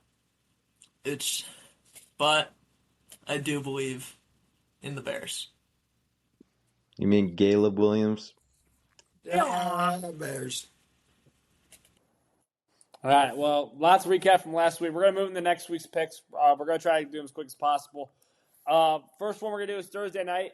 J.J. McCarthy, if he comes back, and the Vikings taking on his former head coach, Jim Harbaugh, and the Los Angeles Chargers. And from I've seen, Chargers kind of got gashed by the Colts. But as I said, I think the Colts are a pretty good team, if we all agree. The Vikings just look so up and down. I mean, if Carson Wentz doesn't throw those 2 picks, I think they beat the Eagles, and the Eagles are already at 3 losses. But yeah, I'm going to go with the Chargers in this one. I think they're the better team. I think it'll be close. It'll be low scoring, but I'm going to go Chargers. I also got the Chargers in this. I don't think Minnesota is a good team at all. And the fact that they've already benched JJ is insane to me when they They haven't even given him a chance yet. So He's injured. um, He's injured. he's Not injured. benched. They haven't. They're not really saying what's happening. But yeah. Yeah, I've got the Chargers as well. I just don't see the Vikings winning this game. They've been so up and down, and they've looked pretty bad at times. And the Chargers have lost a few games, but they've lost games to some solid teams. And I agree that they're just the overall better team. And the Vikings, even if McCarthy is playing, I still don't think the team is better than the Chargers. So I think it's an easy Chargers pick here.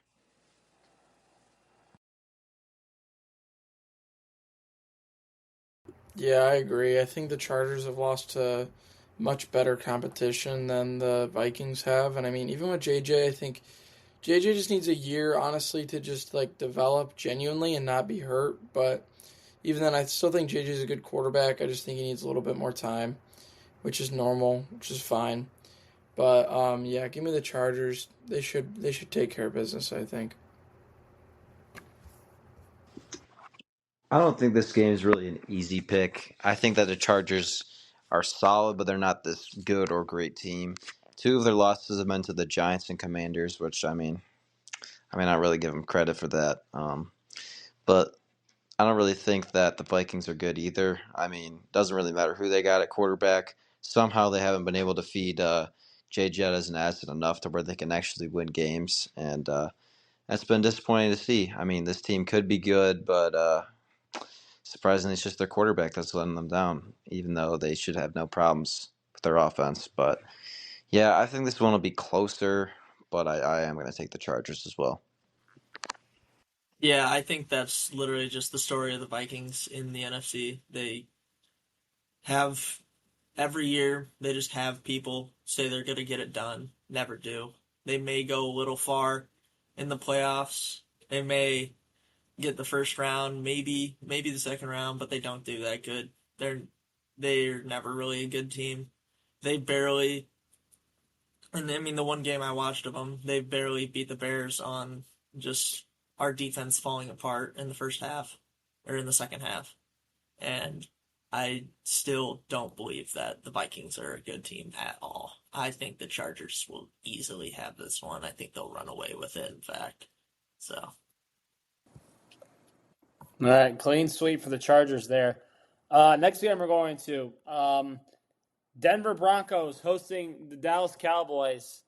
This one's tough because I really want to pick the Cowboys in this one. I really do. With the offense they're showing right now, I think their offense is as good as anyone's in the league.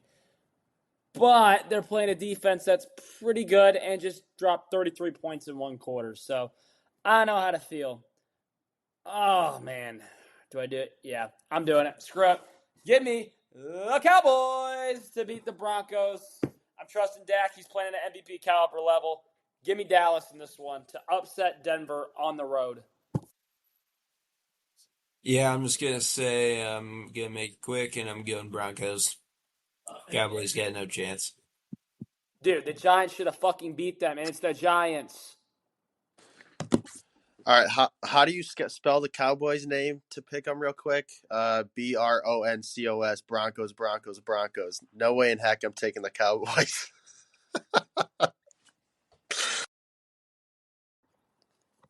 So You corny. all picked against them last week. You were all wrong, so I hope it fucking happens again. You're all wrong. You're all wrong. Shut up. Yeah. Like, holy cow, bro. Oh my god, I just said cow. Not boys, though, because they fucking suck and they're all girls. Broncos, baby. Sean Payton. You fucking pansy. They almost lost to the Giants. Shut up. it's still the Cowboys. Giants. The Cowboys are better Hold than on, I got to make my pick. Hi. All right, for this game, I obviously will not be picking Dallas. Dak is not winning the fucking MVP. I don't know what you're smoking. He can put up all these empty stats, but it's not going to matter because it's still the fucking Cowboys. And while I'm not the biggest believer in the Broncos, they just had a fucking miraculous win. I don't know who they sacrificed pregame to get this win because, I mean, they must be like, I don't know, murdering people's firstborn sons or something because that was just wild to see. I don't know how they fucking did that. I mean, I think the black magic just stays in the AFC West or something. But yeah, this game being in Denver and the Broncos having a good defense, I don't care how good you want to say Dak is. I got the Broncos.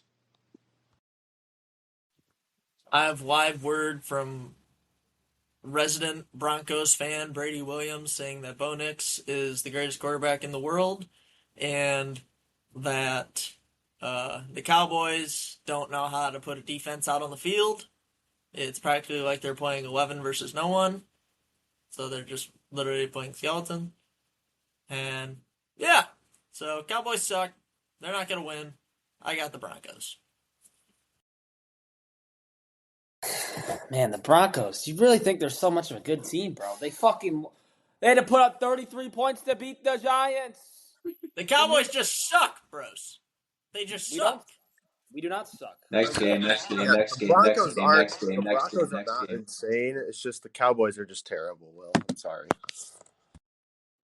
Hey, and the Steelers are fucking terrible. Shut up. You lost to Joe Flacco. Joe Flacco is better than Dak Prescott will ever be. I don't want to hear it. Oh, yeah, that's where I draw the line. That is absolutely horrible. You said Joe Flacco is better than Dak Prescott. Also, well, I don't want to hear it. You compare stop- Jake Browning to Joe frickin' Burrow, dude. So I don't want to hear your bogus. That is over true. here. That's You that compare Dallas Joe Burrow education to over there, Jake bro. That's just Browning. that, I don't wanna that hear it. Dallas ruse over there that just says Dak Prescott is MVP candidate. Yeah. Jake Browning is as good as Joe Burrow. I have no brain capacity because I am a Dallas Cowboys fan. I should shut up now. Can we talk about the next game? Please, About dude. the Cowboys. We can move on to the next game because everyone's a fucking dumbass. Thinks the Broncos are so good. He But wanted the to next say one we're going asshole, but into- he knows that that's not true. You guys are assholes. But anyways, next game You're the we're on dumbass, to, though, right? We got the Bears going on the road to face the Baltimore Ravens. And Boz, I hate to do this to you. Fuck the Bears. I'm going Lamar Jackson's coming back. The Ravens are getting it done. Derrick Henry is going to run that ball down your throats.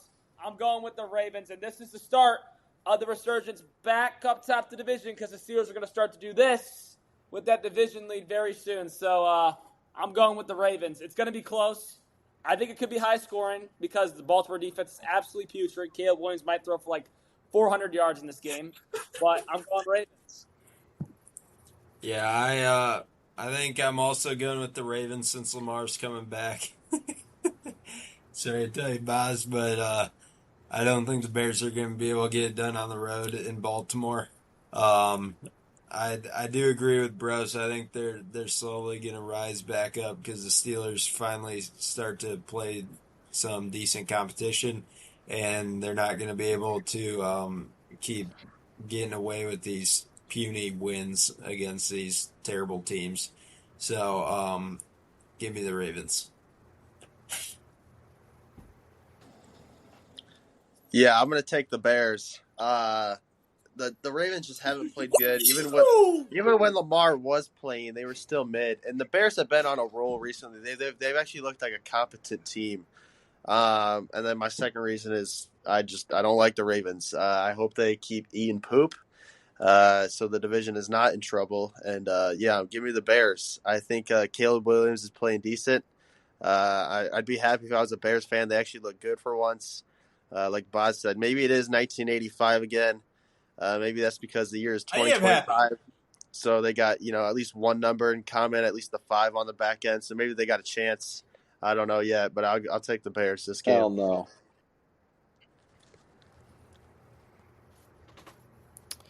Yeah. I don't know. I'm a little torn. I'm kidding. I'm not fucking torn. Give me the Bears, baby. Let's go. Let's fucking go. And you want to know why I also picked them? Because we don't pick with retarded Cowboys fans. Woo! Woo! Hell yeah. Hell yeah. The Bears. The Bears. The Bears. Let's go, baby.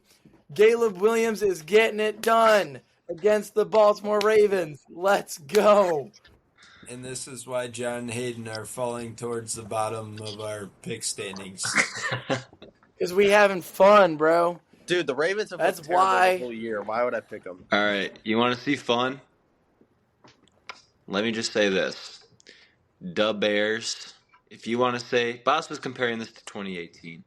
I remember something around then that sounded a little like doink, doink. And I don't really know if he wants this year to be like that because that. Oh, what a time that was, man. I hope he would rather have it be like 85. You're a Bills fan, so get talking. I don't think you've seen the Super Bowl. I've seen a more recent playoff win over Hayden Steelers, though. So that's been pretty cool. Yeah, it's true. But, yeah, I'm going to have to go with the Ravens. If Bruce is right about Lamar coming back, then I think that this team has a little bit of juice left, especially with it being at home. I mean, this will be, hopefully, for them, a resurgence of sorts. And, maybe the Steelers are starting to have a colossal choke like we all want to happen. So, yeah, I got the Ravens. We know who I'm picking. I have the Bears. I think that Caleb Williams will be torching their defense. I think that now DeAndre Swift has become a actual running back and has a vision when going through a hole after these past 2 weeks and knows how to play football now. So I think he will be running very well. And with the Bears defense playing like how they are, I think that Kyler Gordon will commit war atrocities on Lamar Jackson in the backfield. And I just think that Andrew Billings will quite literally eat Lamar Jackson on the field. So, yeah, that's what I got. Bear down, Chicago Bears. So, hang on. I'd like to just say, did Bruce not say that John Harbaugh should be fired if the Ravens play bad? So now, No, he did, now we're he just did like, say oh my that. God, Yeah, he did say Lamar's back, guys. Oh my God, Lamar's back. Oh my God, John Harbaugh shouldn't be fired anymore. That is Cowboys fan just brain power right there. Like, how do we like, what? But, all right, yeah, that was just, good God, bros. Okay, John, I'm sorry. Another horrible How can take you be- from the bros. How can you be a Detroit Lions fan and pick against your OC that left you, and you guys stomp walk them because the Chicago Bears, when they play a competent football team, go fucking down the drain in the shitters? But yeah, Brady. as a Lions, Brady. I wouldn't pick anybody in my division. But I guess the Ravens are just terrible now, even though they have Lamar Jackson. But Whoa. You literally said weeks ago how bad they are. Like, bro, you are Mr. Contradiction, bro. Holy cow. Pick a side. And second of all, why do I pick with my former OC? Because I have faith in the former OC, even though I do not like Ben Johnson because he shouldn't have left. But we're playing good football even without him. So I could care less what he does. I would love him to have success. Everyone should have success in life, right? But you know what makes it even more sense? I'm picking against the lunatic Cowboys fan. You dumbass. Oh my God. Like, why would I not pick against you, bro? First of all, you say that your Cowboys are a competent team. The Bears kicked your ass. So which one is it, bros? Are you a competent football team or are you not? Because, Dak's having an MVP season. You are literally Mr. Contradicts himself. Holy cow. Definition of a Cowboys fan right here, folks. He doesn't know right from wrong. He doesn't know left from right. Holy shit. Also, I would like to chime in. Bros, you can't say that the Bears haven't played a competent team yet. They just played the Commanders, and I know it was a close game. They won. I didn't say they played a competent. Yes, no. You literally did. Oh my God. He's doing it live on air, folks. Breaking fucking news. Now let me speak. Bears lose that game, everybody would shit on the Bears, write them out. They wouldn't be doing anything. Nobody would say that they're any good. Bears win the game. They're like, oh, yeah, it's a shit win. That's practically what you're saying. That was a solid win by the Bears. That's nothing. You can't take that away. That was a great win. Great team win. Came back.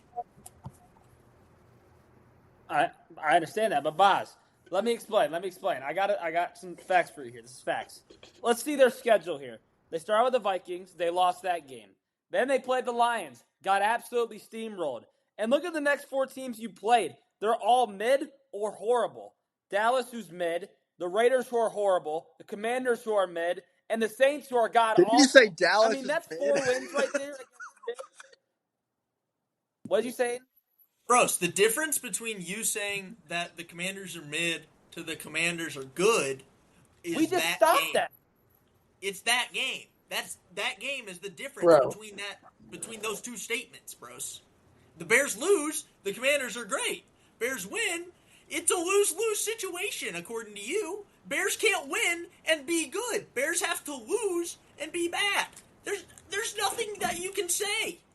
I'll say it for Bender right here. I'll say it for Bender right here, bros. Like I just said, and like Bender was about to say, did you not just say that Dak is having an MVP-worthy season?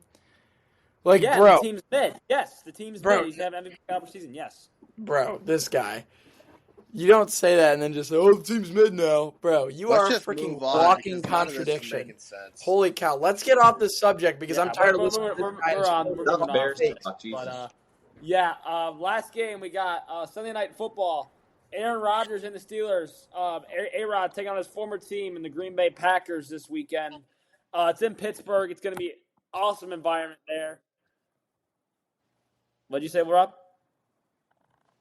Nothing. It's not like you said something. My bad. But, yeah, this is going to be a good game. I have questions about that fucking Pittsburgh defense because they got shredded by Joe Flacco last week. But the problem is the Packers don't have that much of a better offense than the fucking Bengals. They're probably worse than the Bengals, actually. But the one thing I do see the Packers, how they win this game, is one man who they acquired. That's Micah Parsons. He's going to be a disruptor in this game. He's going to be a game changer. I think he could get at least 2 or 3 sacks. A-Rod, I think he'll play good because it's a revenge game against the Packers, so he'll probably have a decent game. But I just think that defense is going to let him down, and so is that offensive line. I'm going with Green Bay. I think Green Bay gets it done on the road, even though I think Aaron Rodgers plays well. I think the Packers are just a little bit better than the Steelers. So, yeah, give me the Packers by probably a field goal or a touchdown. So, I'm going Green Bay over Pittsburgh. Yeah,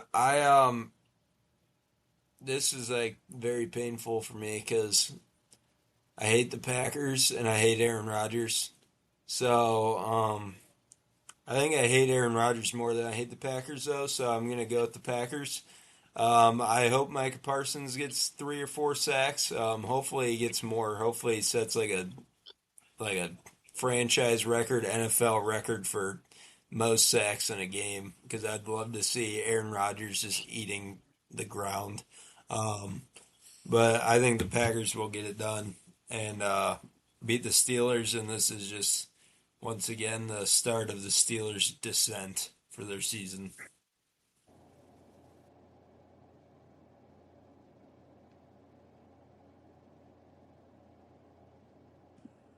Can you guys hear me? Hayden, you there? Can you hear me?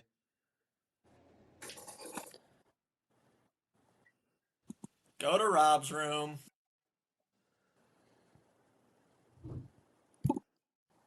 John, you want to go since Hayden's having some technical difficulties? Well, I feel like he's clearly talking right now or something. So, he muted his mic now. I don't know. This is also a predicament for me because, as a Lions fan, you actually despise the Packers. The Bears are like an ant. Even if the Bears are good, they're still an ant. But, bro, I just don't think the Packers are going to lose to the Steelers, especially when the Steelers' defense looks like the highest paid defense to let up the most points ever by highest paid defense. So, yeah, I'm gonna take, well, as we call it, Hitler over the Steelers because I don't know. I think that whole AFC North is just gonna be a whole deforestation of just ass, and they're all gonna be awful in that division. That's how bad it's gonna be. We could see a 7-9 AFC North division winner. That I honestly could see that happen. But yeah, I'm gonna take the Packers. And you back? I'd just like to clear something up quick. I'd like to, for John's analogy here, I'd say Rodgers is more Hitler, and the Packers are just like the Nazis. So I second this. yeah, Okay, yeah, I can agree with Yeah, that. just to That's clear it yeah. But I'd rather there be less Nazis and then I mean, I don't know. I don't know. I don't want to get into that. I just want the Packers to win. This is a sports podcast. All right, I'm back. You guys have already gone too far. First of all, he's not Hitler. Second of all, the Packers are not Nazis. I don't know where you guys are getting this from. It's straight blasphemy. And to get to the game, because I thought we were talking about football here, not World War II and stuff. Yeah, we're talking about. Carson sacks him 6 times or more. Yeah, I heard that part too. That's terrible. He might sack him once. I said 3 or 4, not 6. Just let me talk, okay? If you really think Aaron Rodgers is going to lose to the Packers, you're out of your mind, okay? I'm sorry. He's not going to lose to the Packers, a team that he was with for, 18 years or something like that, had a great history with them. And then after one season, they just basically decide they're done with him. Like, he can't play anymore, which is just terrible because he's been able to play at a very high level. Yes, he got hurt. He came to the Jets the second year. Yes, the Jets were terrible, but he played very good. He was 7th in passing yards and 6th in touchdowns that year at the age of 40. Now he's on the Steelers. He's the only quarterback so far through the season to throw 4 touchdowns in multiple games. He's playing at a very high level. He's a top 10 quarterback. It's just a fact so far this season. In my opinion, he's top 7 this season. Yes, we're talking about Aaron Rodgers playing good. You can look up the stats, Gavin. He's a top 10 quarterback right now. Anyway, top 10 quarterback is absolutely what I'm saying is the Packers quit on him before he quit on them. And he had more left in the tank. They didn't think so. They said basically get out of here. He went to the Jets. He's not going to lose to the Packers. I'm just going to put it that way. He's a great quarterback. He's had a great history. That is the last thing that's going to happen. He will die before he loses to the Packers. I'm telling you right now. I think this is kind of similar to how Tom Brady played on the Bucs and went back to, He'll die on the field. Went to New England. I don't see Aaron Rodgers losing to the Packers the same way did not see Tom Brady as on the Bucs losing to the Patriots because they gave up on him. He whooped their buns. I think it's the same way around this time. I think Rodgers beats the Packers. Aaron Rodgers to Tom Brady is absolutely absurd. No, it's not. Oh my god, dude, you are straight glaze on the hate of Aaron Rodgers. Straight. Like there's glaze. Comparing scum to a goat. Bro, Rodgers is a top 3 quarterback of all time. Are we? I'm just gonna act like you didn't say that, and we can. I mean, it's debatable. You can debate. Yeah, he's at least top 5. I think he's top 3, possibly 2. Who's better than Rodgers all time? Tom Brady, number 1. Another obviously, one. Obviously, I love Tom Brady.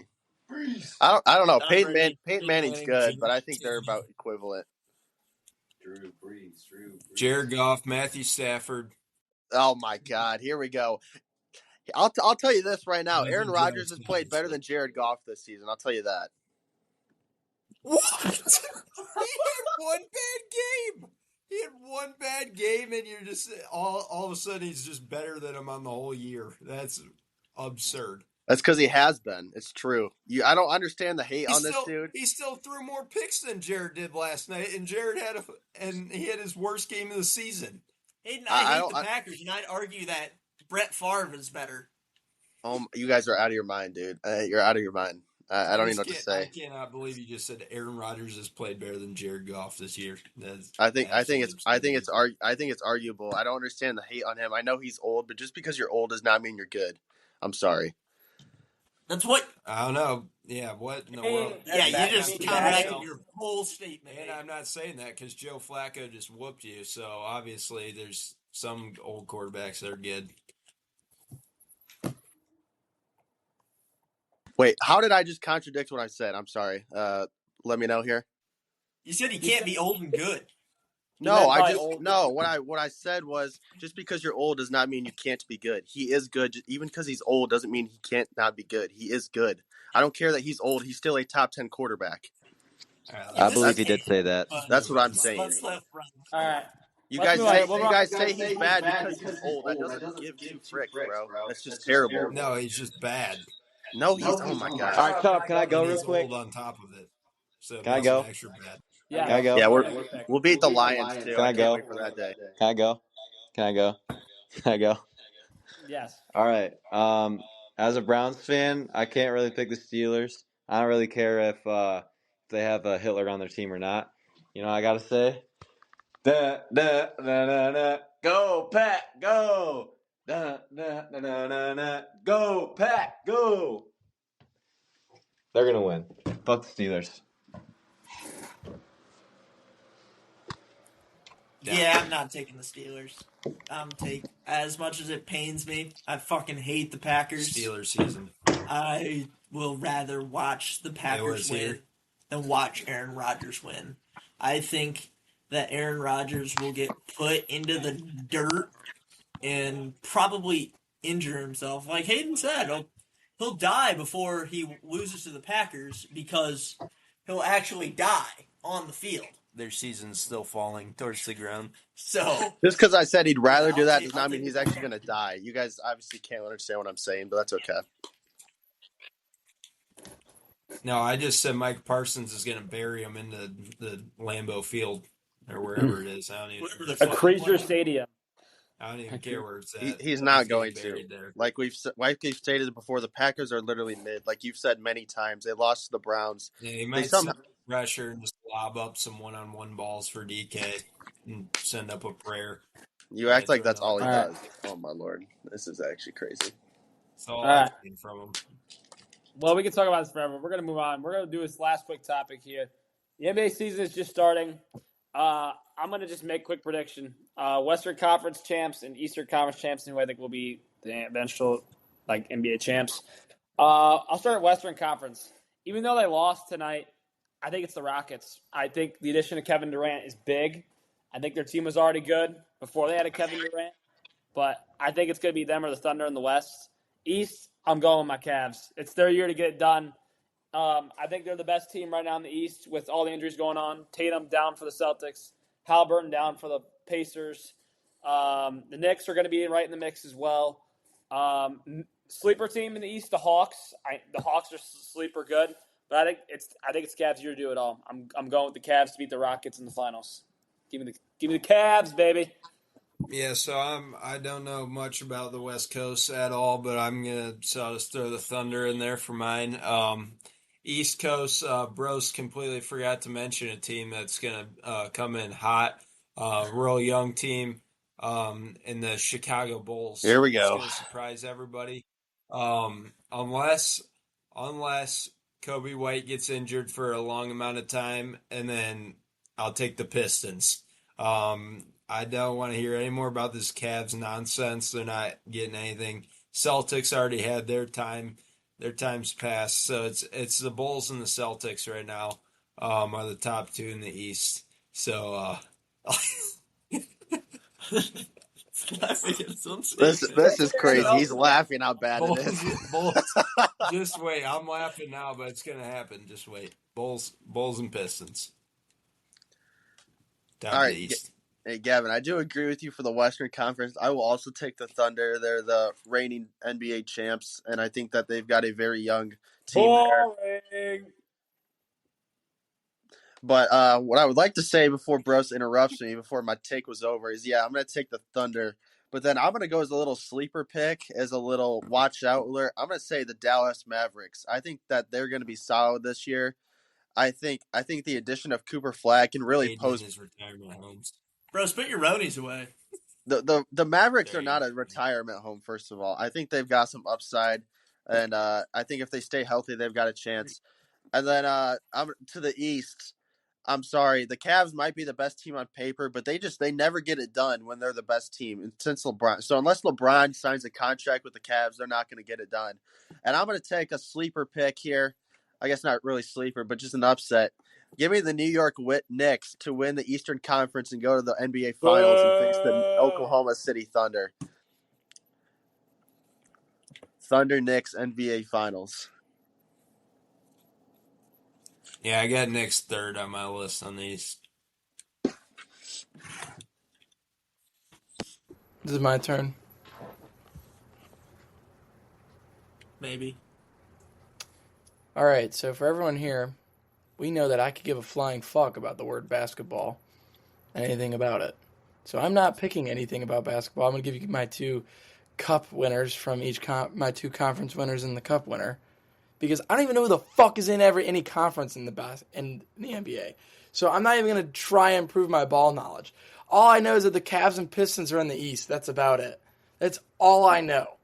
That is the extent of my knowledge, and I don't care to have more, to be quite honest. So, all right.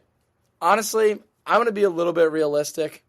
I think the Wings right now, the way they're playing, could make the playoffs, but it's also early in the season, so I have no idea. We play Buffalo tomorrow night, so it could be very close.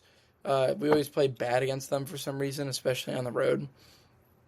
But out of the West, I have the Dallas Stars. I think they are a very complete team this year, and if they can stay healthy, they will be very dangerous, and they could easily have a chance to win the Cup.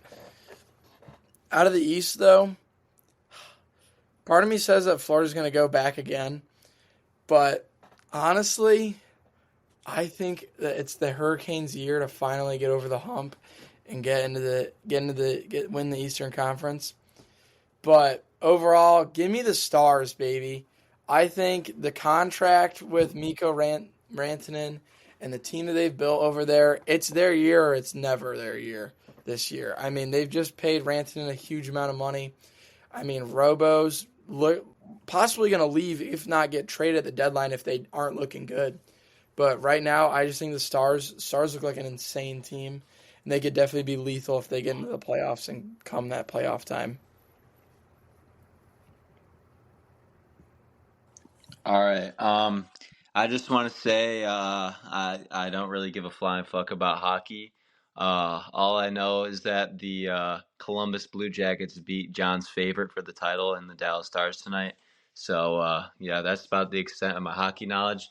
Go Blue Jackets, baby. But in the NBA, I just gotta believe it's the Cavs year, man. I know they disappointed last year, but Darius Garland was hindered in the playoffs, didn't come back until the middle of the Pacers series. And even then, I mean, he's going to miss some time at the start of this year from that same injury from the toe. So I think that him coming back is going to be huge. I think that this year they have even more depth. They actually got Lonzo Ball, which I like. They got Thomas Bryant at center, back up from the Pacers, actually. And I think that the East is just much weaker than the West, especially with Tatum and Halliburton being out. I think that you can argue that the Pistons will be a sleeper team. I think they'll make the playoffs for sure, maybe be a top 5 seed. I like the Magic. I like the Knicks. I think the Bulls might make the play-in again, and they might actually play the Celtics. I do not believe in the Celtics this year. I think that they got considerably worse, and at least it's good that Hayden didn't pick the Celtics because they're a play-in team. Yeah, I'm going Cavs to win the East, and I think they'll beat the Knicks in the conference finals. I think we'll get a preview of that tomorrow. It's actually the opening game in New York, so hopefully that's a good one. Hopefully the Cavs come out on top. As for the West, I like the Rockets, but I don't think that they have enough. KD will probably get injured and then just pissed off at his own team because he usually likes to do that. Oh yeah. Also, I want to address real quick that Hayden's saying that when the Cavs are on top, they never show up. That happened one time last year, and when they did it with LeBron, he was carrying a bunch of bums in 2018 when they lost to a super team that Kevin Durant joined. So just want to say that real quick. And I think I'm going to have to go with the Thunder just because I think they're a start of a young dynasty. I mean, their young core is just so good. I really just can't pick against them. I like the Mavericks. I like the Timberwolves. I think it'll be the Thunder and the Timberwolves in the West Conference Finals. I just think that Thunder just have a little too much. So I think it'll be Cavs Thunder, and I got Cavs in 7, baby. All right, is everyone good? That's all I'm predicting, bros. My bad. Jesus, fuck. God. But yeah, I haven't watched the NBA in a little bit. I'm a Cavs fan. Technically, I haven't watched the NBA in a bit, but I'm still a Cavs fan. Out of the East, I'll have the Cavs. Devil may reside in Gary, Indiana, but I believe in the Cavs. And then I mean, out of the West, I'll join you guys and I'll go with OKC. I do know that they have a very young team and a very good young team at that. There's obviously a lot of basketball to be played. You have kind of a throw up for whoever wins the West, I believe. I think the Rockets can do it if they kind of keep their head on straight and don't let KD become a keyboard warrior. So, but yeah, I'll take OKC versus the Cavs, and I will have the Cavs in 5. All right, is that everyone good? All right. That will do it for this episode of the podcast, and we'll see you for the next one. Peace.